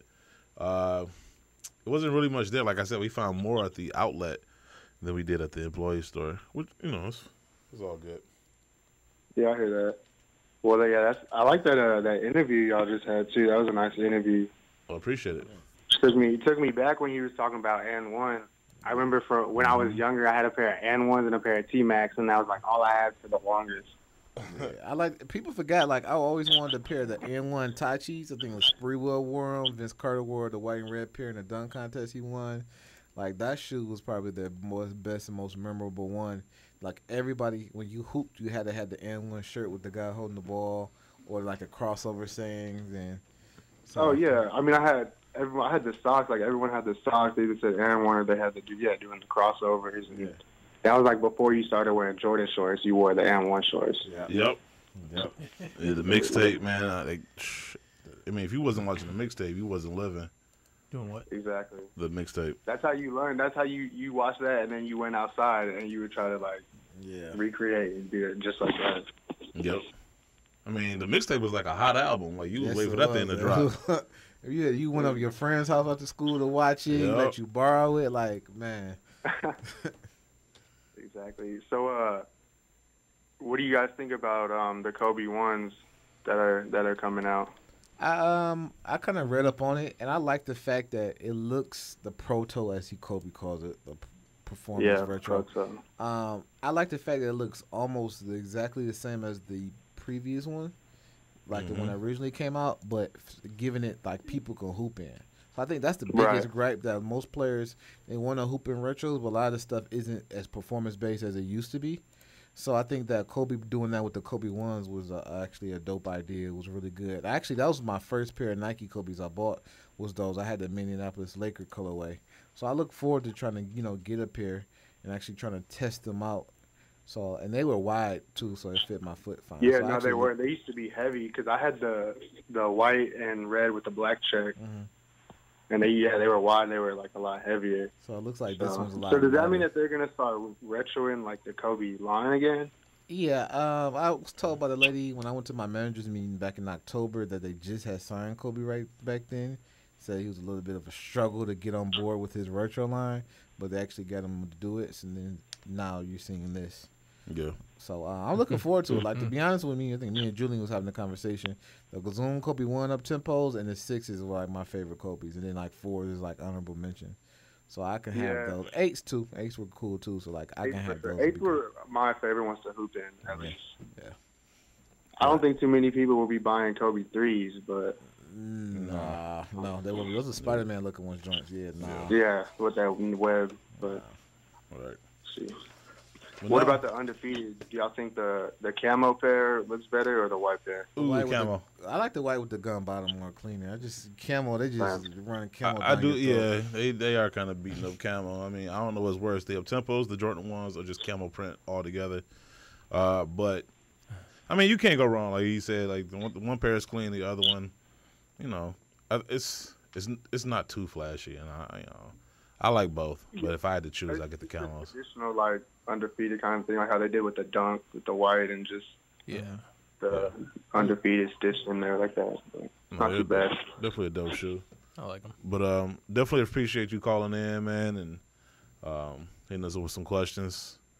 Make sure you continue to listen. What? I lost him. I couldn't hear him. Oh, there he is. Repeat that. I just said, yeah, congrats on everything, man. Thanks for having my call. Y'all have a good show and everything. You too, appreciate man. it. Appreciate it. I think it's funny. Right. That, Yes, sir. You said Later, they man. were Shout out to Ben. struggling with Kobe. Yeah, that's what they told her. Like, she said it was a struggle to get him. I was like, And if anybody knows about struggling with somebody, it's Kobe. Oh my man. goodness. Oh my God. He was acquitted. Anyway, the big news of the week, man. I kind of want to change course. Goat and Flight Club, they merge. And something tells me it has a lot to do with StockX. yep, absolutely. Hate to give, them any type of credit. But, give credit where credit is due. They killing it. And so, I guess I'm going to read this first. An article written by Fabian Gorsler for Highsnobody. GOAT has announced that it will be merging with Flight Club to become the world's largest sneaker marketplace. Following the merger, GOAT will operate Flight Club as an independent brand. So GOAT is going to be running things, not Flight Club, which includes its 2 retail locations in L.A. and New York City, while focusing on mobile and e-commerce. The merger between GOAT and Flight Club includes a $60 million investment led by Index Ventures, which brings their total funding to $97.6 million. GOAT has established an FAQ, or frequently asked questions, on his website to answer any questions anyone may have regarding the merger. This is pretty big. I will say, if anybody from GOAT is listening, I can give you some hints right now, because it means nothing if you're not going to change anything. One, the GOAT app, I like it. I bought shoes from there. But in reality, and once again, I'm telling the truth. I've been telling me about a week. Yeah. I'm telling the truth when I say this, because I have no reason to big up anybody. But anyway, it's too cumbersome. Like, for instance, on StockX, like, you can bid on a shoe. You can see how much the shoes is being sold for. You get a gauge for, like, an average price, yada, yada, yada. It's a little cumbersome on GOAT. Like, you can still do those same things, but I think a lot of people, because it's so cumbersome, don't even know that, you can bid on the shoe and whatnot. On GOAT? Yeah, it's just an easier flow on StockX. It's just way easier. The interface. I think you got to select on something and scroll to the sides for the price. Or I think StockX is just because you log in once you create an account with StockX, and then you log in and put your shoe size. Yep. So once you click on the shoe, it's going to tell you the price, buy now price for your size in that shoe. Yep. And then you can click bid or whatever. So, and then you can scroll up to say, is this price listed? Am I getting overcharged? When you scroll down and see you can see all the sales from that shoe size, then you say, okay, that's pretty much what it's going for. So, so it has a little bit more buyer confidence. Exactly. And so, because everybody was saying, well, the prices on GOAT is ridiculous. Like, I just posted something from StockX where somebody's trying to sell the white metallic 5s for like $1 million. That's the deal. I think they should have some type of what do they call? How can I say this? A cap? No, salary cap on sneakers? Some regulation.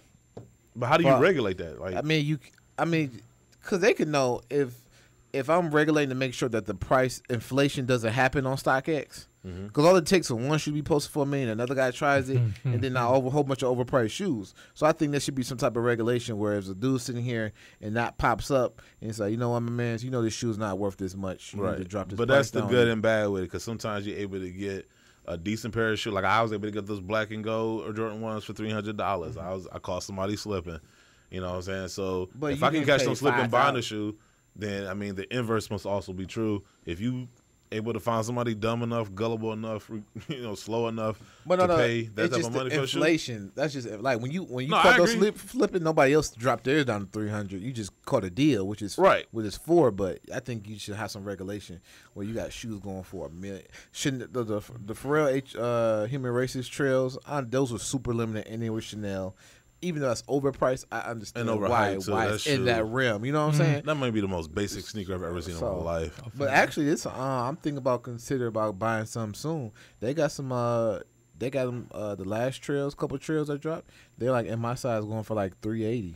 No, I'm saying there's some NMD trails I like, but I just feel like there are some basic ones. But because they're limited and because they're Pharrell, people act like they're greater than what they are. I think the first go around they did it with these last ones, you can sell by the resale price. It didn't garner that same attention. Right. Which is cool for me. I get them for a better price. No, yeah. I mean, you winning on that end. But yeah, so we'll see where this goes. I will say, Flight Club is notorious for having the most ridiculous prices. Yes and no. That's the thing. Like, I mean, I'm just saying overall. Like, I got the Paris 10s for like $200. I forgot I got something else for a good price on there as well. Even on the Gold app, I got the LeBron 15, the black and gold joints for retail. I got the Chicago's for $250 or something like that. So I just got the 180, the Olympic 180s, the Charles Barkley joints. I got those for like $120. So you can, but I'm just saying overall they have a reputation for having ridiculous prices. I think that's what I think they started. I could tell how this StockX deal affected both sides, right? StockX interface was better than GOAT's, right? Yes. Yep. So that's why people was able to buy, sell quicker, faster on StockX, right? Yep. Then StockX, with its information piece, was letting you know what shoes were being sold at and the going rate, and then the ticker and everything, the value dropping and all that. Yeah, if the shoes probably been dropped by 20% in the last 3 days, you need to catch it while it's low before it go back up, just like stock. Yeah, yep. With Flight Club overpricing people, they didn't know no better. They was buying, and then when StockX came out, people got smarter, and it affected them. So people only will buy from StockX on a store experience if you're in New York, or just to say you're buying from Flight Club. We've read many reviews. Yes, so it's like, so that's why they had to join forces, because of StockX affecting them on both sides like that. No, I 100% agree with you. And I think with Flight Club too, because they were like, because before, everybody knew to go online. You had all these things like Kixify, eBay, and all these outlets, right? Like Flight Club was that spot, and they could, gouge you because they could. They're the originators. Yeah, and so, but now things are different. So, I think it could be good. It could be really good or really bad, depending on what they do after this. And eBay, and with the birth of StockX, it gave people that searching aspect again, and eBay kind of picked up a little bit too from all of that. So I mean, what I think it is. I think an apt comparison is. I kind of felt maybe this is too rough. I feel like I'm being too mean by saying this, but GOAT is similar to like a MySpace in the fact that sometimes it can be cumbersome to like go on there and dive into all that stuff. Whereas StockX is like Facebook, where it made it easier. You can just go in there and make a profile and all this other stuff. So, and not to say that GOAT is gonna phase out like MySpace did, but I'm just saying as far as functionality. I wouldn't have, before I merged with them. I wouldn't have bought them. If anything, I would have spent that money upgrading my interface and marketing. But So but that's maybe that's you guys get pretty much the same shoes, and you have pre-owned shoes, which StockX doesn't have. So those buyers who want the shoe but maybe willing to pay less for it because it's being worn, you had that avenue that StockX hasn't had. Go ahead. I ain't mean I mean that's what you should have just use that money for. I know I'm giving away the keys to the kingdom, but if anybody's listening, I'm gonna tell you right now, because it's gonna be a race. I'm gonna tell you who's gonna win. The first person who figures out how to safely trade Oh, I got it. Not safely trade sneakers through their app or through their website. The first one between StockX and GOAT that can figure out how to do that safely for both parties. It's going to be quite easy. I think they talked about that at StockX. It's going to be quite. He didn't easy. seem too thrilled or interested in doing it. No, it's not because it's not really. I mean, it'll be you. Both people pay like a little trading fee, but it's not that hard. If I find you, I got these 180s. You got some phones. They willing to trade. Right. We send them in. They find the matching order numbers or trade numbers. Right. Boom. Check my pair. Check your pair. We ship yours out from my office to you. You ship them out to me. That's it. I mean, they're doing that already anyway. Except you buying. So just implement that same system for trading. But Josh didn't seem too interested. Like when they brought it up, because you don't make as much money, it's not as much going on. Yeah, that's all he's worried about. But So like I said, the first one between GOAT and StockX that can figure out how to safely trade for all parties involved is going to be the one who wins in this sneaker marketplace war. I don't know. Is this WWF versus WCW? Is this? I don't know. No. Okay. Speaking of acquisitions, you are in love with those. I was like, these is dope, man. No, they are. I can't even hate on them. LVMH is backing Stadium Goods. An article written by Jack Stanley for Hypebeast. LVMH, the parent company of brands like Louis Vuitton, Dior, and Celine, announced plans to acquire a minority stake in New York Stadium Goods. Details on what role LVMH will take in the resale shop are unclear, but the rumors that this backing could allow Stadium Goods to expand. Last year, Stadium Goods raised $4.6 million in equity funding and was predicted to gross more than $100 million in 2017. So there's a lot of acquisitions being made that's kind of shaking up the sneaker landscape as we know it. Hey, and LVMH, if you're listening, and I know you are, I'm looking for a sponsor for my Hennessy and my Moet Chandon, a little champagne, a little cognac. God. Call me. No, really, call me. There's two shoes I really want to touch on real quick. Shoes of the future. You blow me off. That was like I didn't what? Very serious. Francis. Huh? What? There's two shoes I really want to touch on this episode. Is one, the Nike Air Foamposite 1 Chinese New Year. I love that shoe. I know a lot of people hate the Foamposites when they throw graphics on there, and I agree. Sometimes it could be great, and sometimes it could be really horrible and tragic. These are dope. This might be by far, at least to me, my favorite graphic on. I don't even know where they at. All these other shoes. I know. Oh, my computer froze. Stuff. Oh man. Get out of here. All them tabs open. I know. I got like 20 tabs open on my computer. Probably gotta start closing them out. I don't know. This is like Francis's phone when he's like alone way out of town. Man. Okay. Anyway, y'all seen the pictures. Oh, here it is. Sweet. I got lucky and hit the right tab. I know it's gonna take forever. What is this? Dial-up? You got AOL in here. So anyway, y'all know what it looks like. But yeah, the Chinese New Year's. Stop assuming. You haven't seen them yet? I know what they look like. Oh man, I know what they look like. I'm good. I have a computer in front of me. Oh man, but they are dope. I gotta say they are a nice looking shoe. And then also too, I just lost. Oh, those Adidas Y3 James Harden boosts. Them are trash. Those are man. Look, once again, going back to the whole throwing your name on some trash and think people are supposed to just buy it because your name on it. Them are garbage. Absolute garbage. And honestly, I think just on a whole boost tip, Adidas, if you listening, dude, like, do something other than just throwing, like, I don't know. Like, I feel like with the whole boost thing, I feel like they reached their climax where, I feel like they reached their peak with the boost thing. Because you look at Nike, how they got the air technology and whatever. So, you look at the Air Maxes. There's a difference between the Air Max 1 and the Air Max 90, 95, 98. Like with the Ultra Boost, they all look the same. Like they all starting to look redundant. The NMDs starting to look the same. Well, I don't know how many Yeezy 350 boosts I'm gonna have to see every year. You say the same thing about Nike too, with the Vapor Maxes on the bottom of every shoe. But they just started doing that, and they taking different models. I'm saying even in a particular line, like an Ultra Boost line, where they on the Ultra Boost 4, and it looks like. I mean, we just got, it's almost like how they did the KDs, like the KD9 and KD10s, like little differences that nobody's going to pick up on, but essentially the same. I guess shoe. if it ain't broke, don't fix it because they sell so well. So if they're scared if you change it too much, you're gonna lose people. Right, and but it's this- hard to get people back once you lose them. No, I agree. I just feel like that wave is starting to like crescendo. I feel like that whole Boost wave is falling off. People are getting bored with it. And so, you know, like I said, and the thing I've always gone back to is if we're talking about, you know, over the long haul, like Nike just has a bigger arsenal. They got more sneakers they can go to. Like Adidas has, what, the Superstars, the Stan Smiths, This the NODs, James Harden Ultra Boost. Those are trash. Is this it? Yes. Why does it look like there's a cup on the midsole? I know, like, Like why a does your sports cup. shoe need a cup? Like, Doesn't it look like athletic? what is cup? it protecting? It looks like the Boost you wear, but like Yeah, that's what they said. What now? the Boost, Adidas Boost you wear.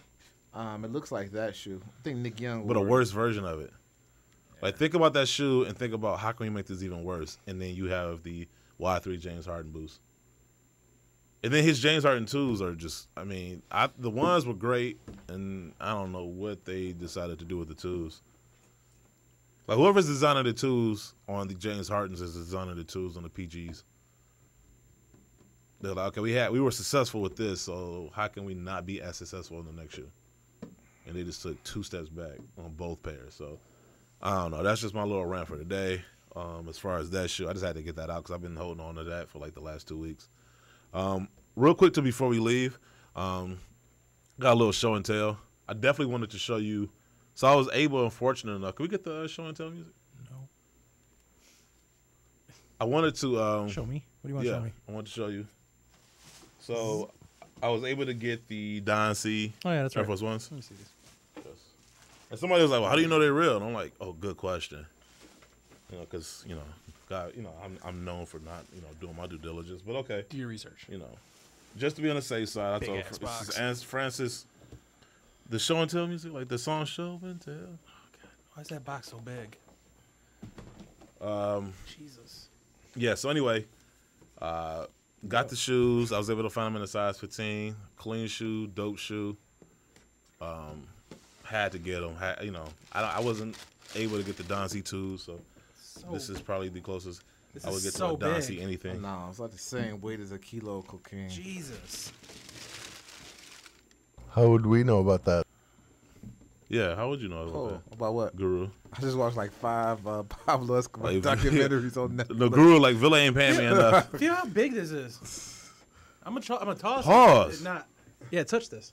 Oh man. Oh my God. There you go.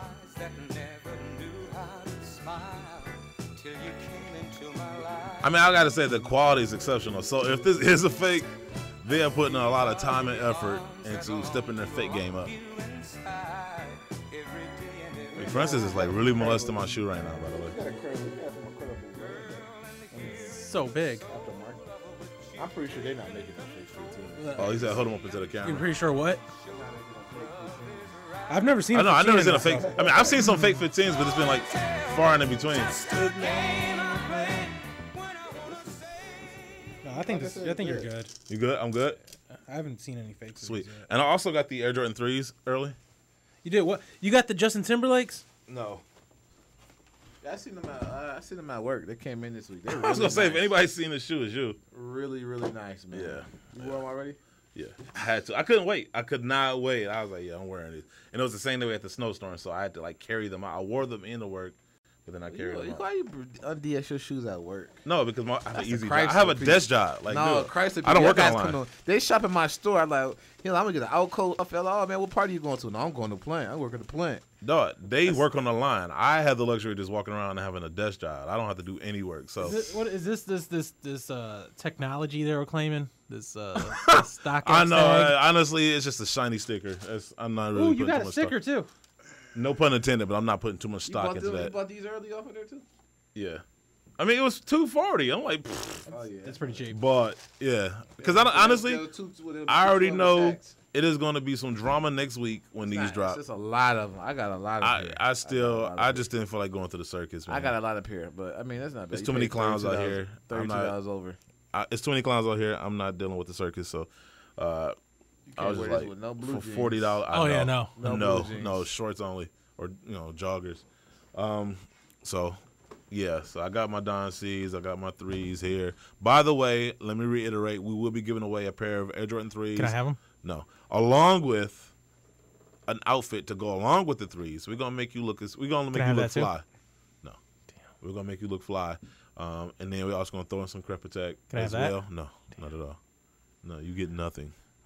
You get enough free stuff as it is. I don't need to add to it. Oh, come on. Where's my music at? I need that song back on. Like I love hearing that song for some reason. I did bring these though. There you go. Oh, I got the PlayStation up for one. Ooh.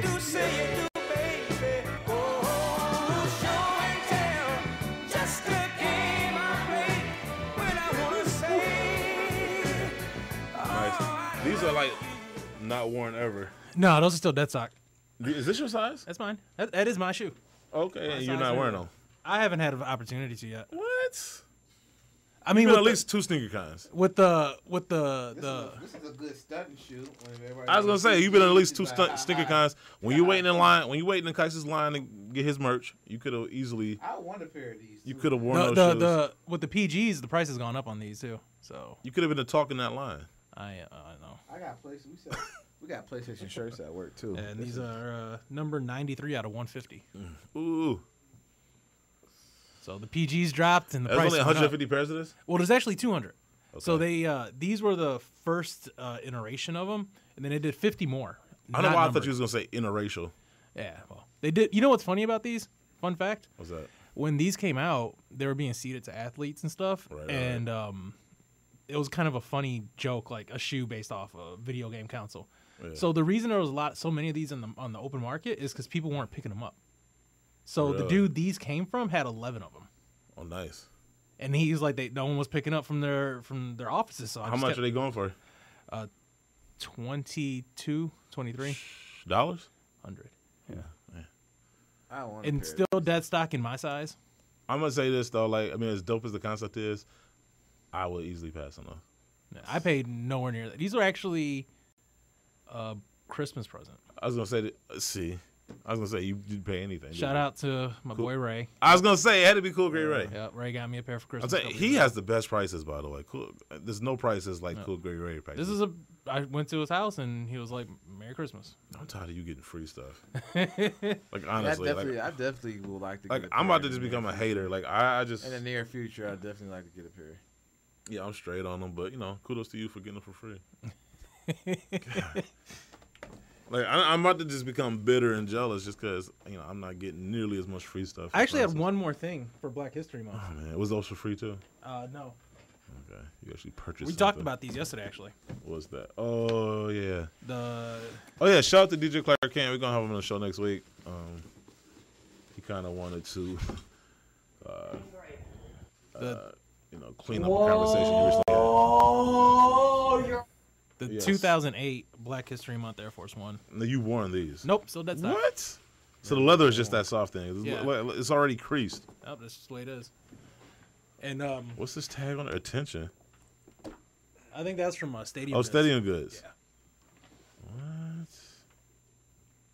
So yeah, no two pairs are the same because of the mud cloth backing, and I mean they. Oh, is it my microphone? Sorry. Yeah, no, the letter and everything from Nike still with them. Talking about the collection initially. So. Ooh, he has the letter from Nike. Ooh. Huh? That looks worn to be dead stock. I know. That's just the way they are. I'm telling you, if you tried to sell that to me, I'd be like, man. These worn, man. Right. You'd be in a seller's pit with your hands up in the air for like 7 hours. But yeah, those pairs, give it look away like you people. getting stuck up. Well, who's Robin Francis? No, he's just trying to sell shoes. So look out. Clark Kent. I keep hitting the microphone. Jeez. Got a pair to Obama. So. Oh, you're angry. Yes, I am. I'm so jealous. Anyway, release dates brought to you by SneakerBarDetroit.com, the #1 source of sneaker news and release dates. Today is Saturday, February 10th. We have the Air Jordan Retro 9 LA. Nobody's going to get those. Air Jordan Retro 10 GS Future Blast. Nobody wants those either. The Air Jordan 32 Italy. Oh, man, nobody wants that. The PlayStation Nike PG2. Everybody wants those. They're selling for like, what, $9,000 on eBay? Nike Air Force 1 270 Phantom. I should get those. We got the Nike Women's Valentine's Day pack. We got the Magic Stick. Special edition Nike Air Force One High VIP. That is a Japanese release only. The Hilas Special edition Adidas Skateboarding Anime Collection. We have the Adidas Futurecraft 4D, the black pair. They are sold exclusively at the Adidas flagship store in New York City. We have the Adidas Undie Pack. And then we have the Bait Black Panther Special Edition Puma Pack. And then we have the Rocket. I guess this collection is a combination of collaborators. So you got Rocket, Babylon, RSVP Gallery, and Clot, all collaborating with Converse for this entire collection. Sunday, February 11th, we have the Magic Stick Special Edition Nike Air Force One High VIP.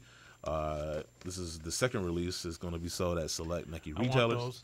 Wednesday, February 14th, you have the Adidas NMD R1 STLT Linen, the Air Jordan Retro 3 Energy Dunk Contest. Good luck on those. The Air Jordan 32 Low Free Throw Line. I guess those will be the consolation prize if you can't get the threes. Steve Weeby. Is it Weeby or Weeby? Weeby. It's pronounced Gordon. What? Special edition Air Jordan Retro 10. They are limited to only 230 pairs. Why am I telling you that? It's just going to build the hype. I don't know why. But they are sold exclusively at the following Foot Locker locations. The NYC flagship store, the Times Square store, the House of Hoops Harlem store, and at the Hollywood and Highland store. And then lastly, you have the NBA Special Edition Converse collection.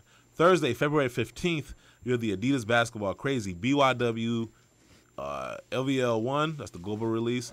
You have the Bristol Studio Special Edition Adidas Crazy BYW pack. Those will be sold from February 15th through the 18th at select Adidas Consortium locations in LA. You have the Adidas EQT Basketball ADV Onyx and Cargo Green. Those are two different shoes. You have the Nike 2018 All-Star Collection. You have the Jordan Why Not 0.1 All-Star. The Undefeated Special Edition Nike Kobe 1 Protro White Gum, sold exclusively at the Nike Makers headquarters in downtown LA. The Nike Air Foamposite 1 Big Bang. The Nike Air More Money Los Angeles. The Nike Air Force 1 Swoosh Pack. The Nike Women's Air Force 1 Upstep LX. You got two different colorways, the Port Wine Bright Cactus and the White Black Habanero Red. You have the Nike Vando High LA Pack, the Nike Women's Air Force 1 Low Lux Iridescent Pack, and the Nike 9010 All-Star Pack. Basically, 90% of the shoe was made up, and they're going to allow you to finish the remaining 10% by customizing it any way you want to, which, you know, sounds like Nike ID. Why go through the trouble? Friday, February 16th, you have the Soulfly Special Edition Air Jordan Retro 17 Low Lightning.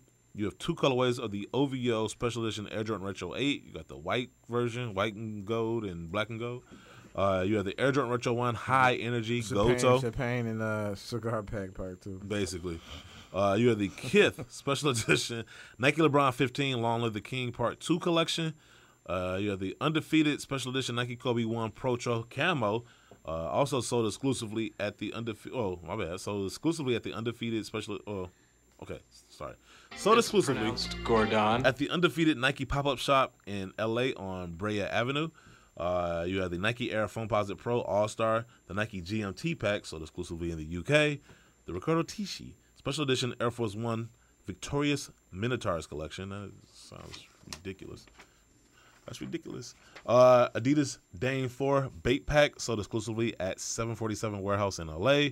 The Pharrell Special Edition Adidas BYW also sold exclusively at the Adidas 747 Warehouse event in Los Angeles. You have the Reebok Answer 4 Kobe PE. You have the Marvel Black Panther Special Edition New Balance Collection sold exclusively on NewBalance.com. The Fubu Special Edition Puma Tsugi. It's pronounced Gordon. You're going to help me out with that one. Tsugi June. And then you have the Up There Special Edition Saucony Grid 8000 Shishiko sold exclusively at Up There.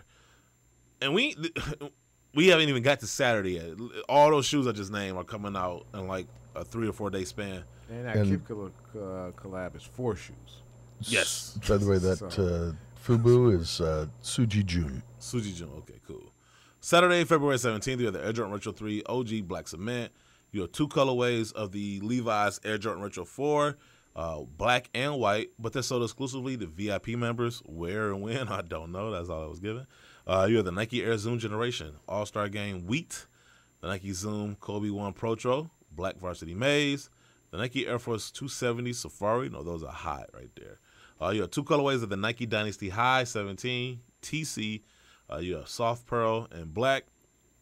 You have the 2 colorways of the Adidas Dame 4 Bape from the Bape collection. The black and green joints, those are sold exclusively on Adidas.com and Bape.com. And finally, you have the Pharrell Special Edition Adidas BYW. Those shoes will be available at the Adidas 747 event in Los Angeles. How is that different from the one that's being sold on Friday? I'm just asking. Because it's gonna be sold like off. It's gonna be sold each day. Oh, there. I see. Yeah. Now I see. Thanks. Stay tuned to SneakerBodyTrade.com for more sneaker news and release dates. Woo, man, too many shoes, man. There's a such thing as too many shoes. I see plane tickets for the San Francisco. What is it now? What is it now? Is it still in the 5s? Man, if it's not still in the 5s, I might not go. Sorry. If I can't catch the Greyhound. What's the price? Please tell me it's still in the 500s. It's March 30th to April 2nd, right? Yeah.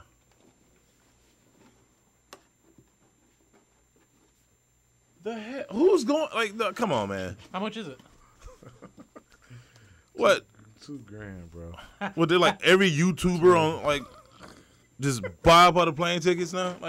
Come on, man. We all know YouTubers ain't paying for their plane tickets. So they got a resale market on plane tickets now? That's hot. That's crazy. So I gotta get plane tickets on StockX now? This is Detroit. I'm re-looking. Come on, I redid the search bar so many times. Come on, man. I don't know who's smoking what, man, but $2,000 to go to the Bay Area. I ain't gotta go. Whoa, you're angry.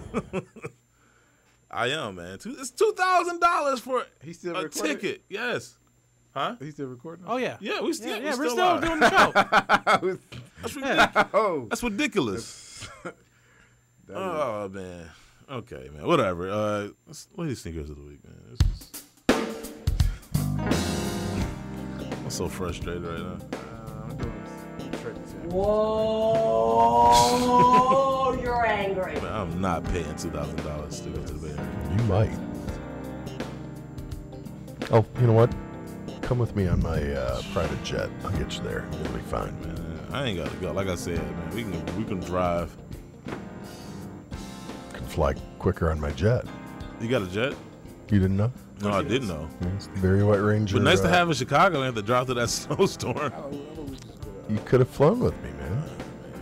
We flew right into the, O'Hare Airport. Later than we did, so. Had the limo taxi us right over there. Great stuff. Well, regardless, these are the Sneaker Box Podcast Lady Sneakerheads of the Week, brought to you by at Kick It with DD365. Francis, where would I find that? Black Planet? Wow. You might, but if you actually wanted to get there, you might check Instagram. Yes, thank you, sir. I didn't realize I had to spell it out. I know. And before I get to those, I got to tell you that I will be camping out on Thursday the 15th. Look for me. I will be looking for the best possible name for a shoe ever, the Nike Air Force Foamposite 1 Big Bang. Hey, that's a screen name. That is my screen name. Thank you. Yes. So got to give a couple of shouts. She's got a secret. She's Sherlina Nim. It's the secret of Nim, get it?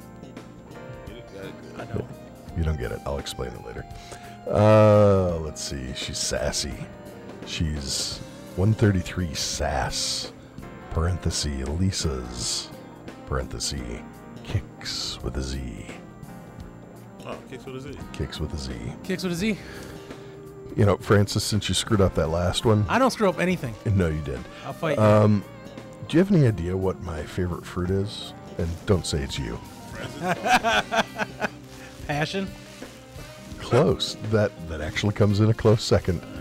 It's cherry. Cherry gruel. That's all I'm saying. That's all you're saying. I got to take a moment.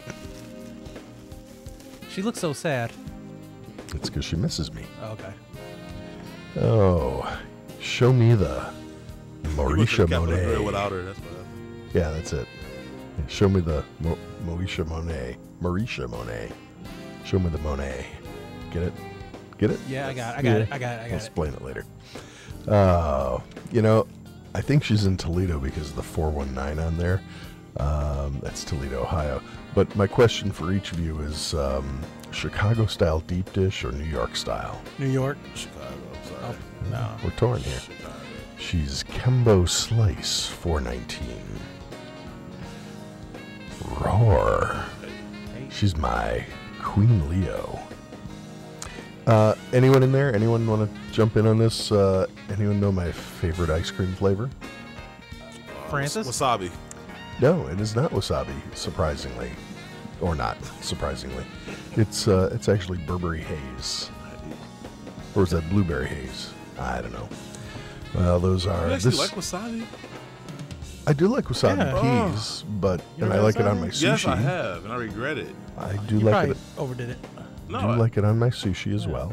Hell, was it wasabi pistachios? Oh, you messed up.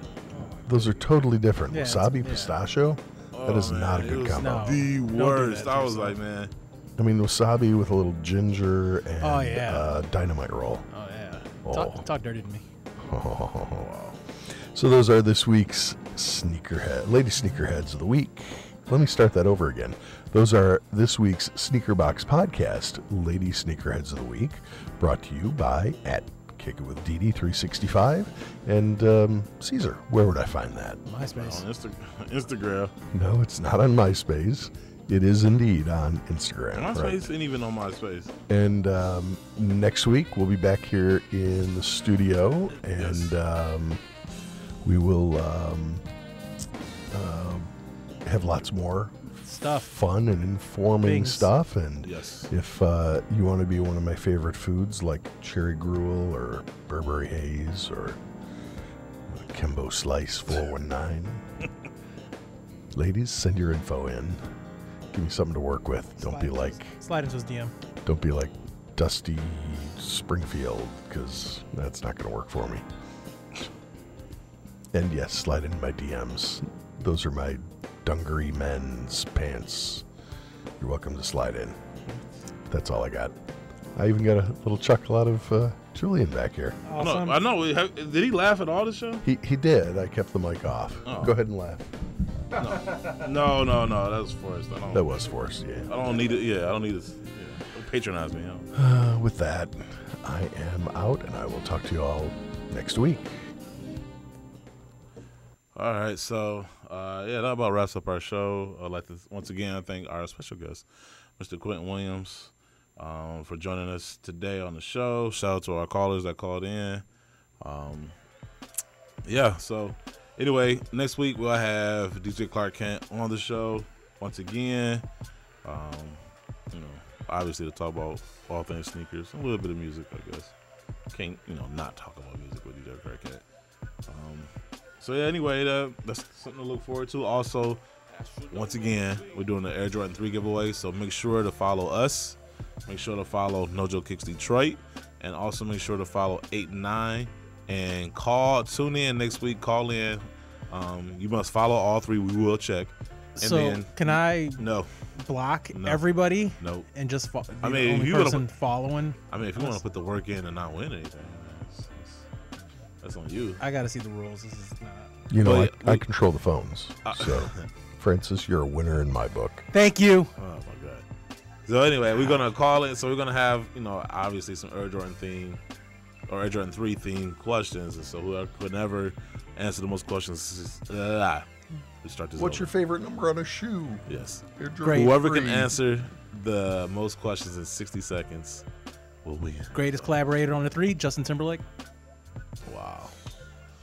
Guru's blood is blowing right now. I know he's upset like I am. Like, why didn't the rest of NSYNC get a shoe? I know what I want to do one day. I want to have a chart of different emotions with Guru, because he has the same face. Right? I know it's the same face. Excited. You know what though? Wait till he hears the interview with DJ Clark Kent last night. I know. Or next week, I mean. Or guess what? Yeah. Yeah, next week. Yeah. Oh yeah, that's right. So once again, shout out to our listeners, shout out to our followers. Once again, we want to thank The Score by Dick's Sporting Goods for definitely for a great weekend last week. Happy to be there, be a part of that celebration. Hopefully it's not the last, and hopefully they have a store in Miami the next time we go. So anyway, that was episode 157. 3 away from 160. I know. All right, so anyway, man, we just rambling at this point. So we'll see you guys next week. We out. I'm African Caesar, Francis, Guru. Yeah. We love y'all. Peace. You call it rambling, I call it podcasting.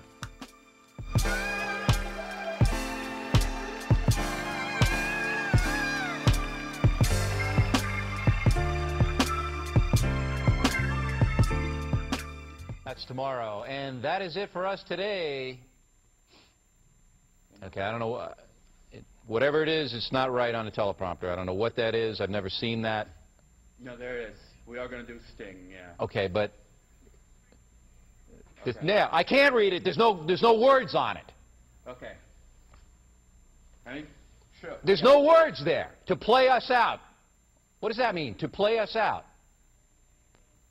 Sting is going to do. It's a video. Sting video. What is for credits? I don't know what that means. To play us out. What does that mean? To end the show? Yeah. Yeah. All right, go. In 5, 4, 3. That's tomorrow, and that is it. Okay. In 5, 4, 3. That's tomorrow, and that is it for us today. And we will leave you with a. I can't do it. Okay. We'll do it live. Okay. No. We'll do it live. Fuck it. Do it live. I'll write it, and we'll do it live. Thing sucks. In 5, 4, 3. That's tomorrow, and that is it for us today. I'm Bill O'Reilly. Thanks again for watching. We'll leave you with Sting and a cut off his new album. Take it away.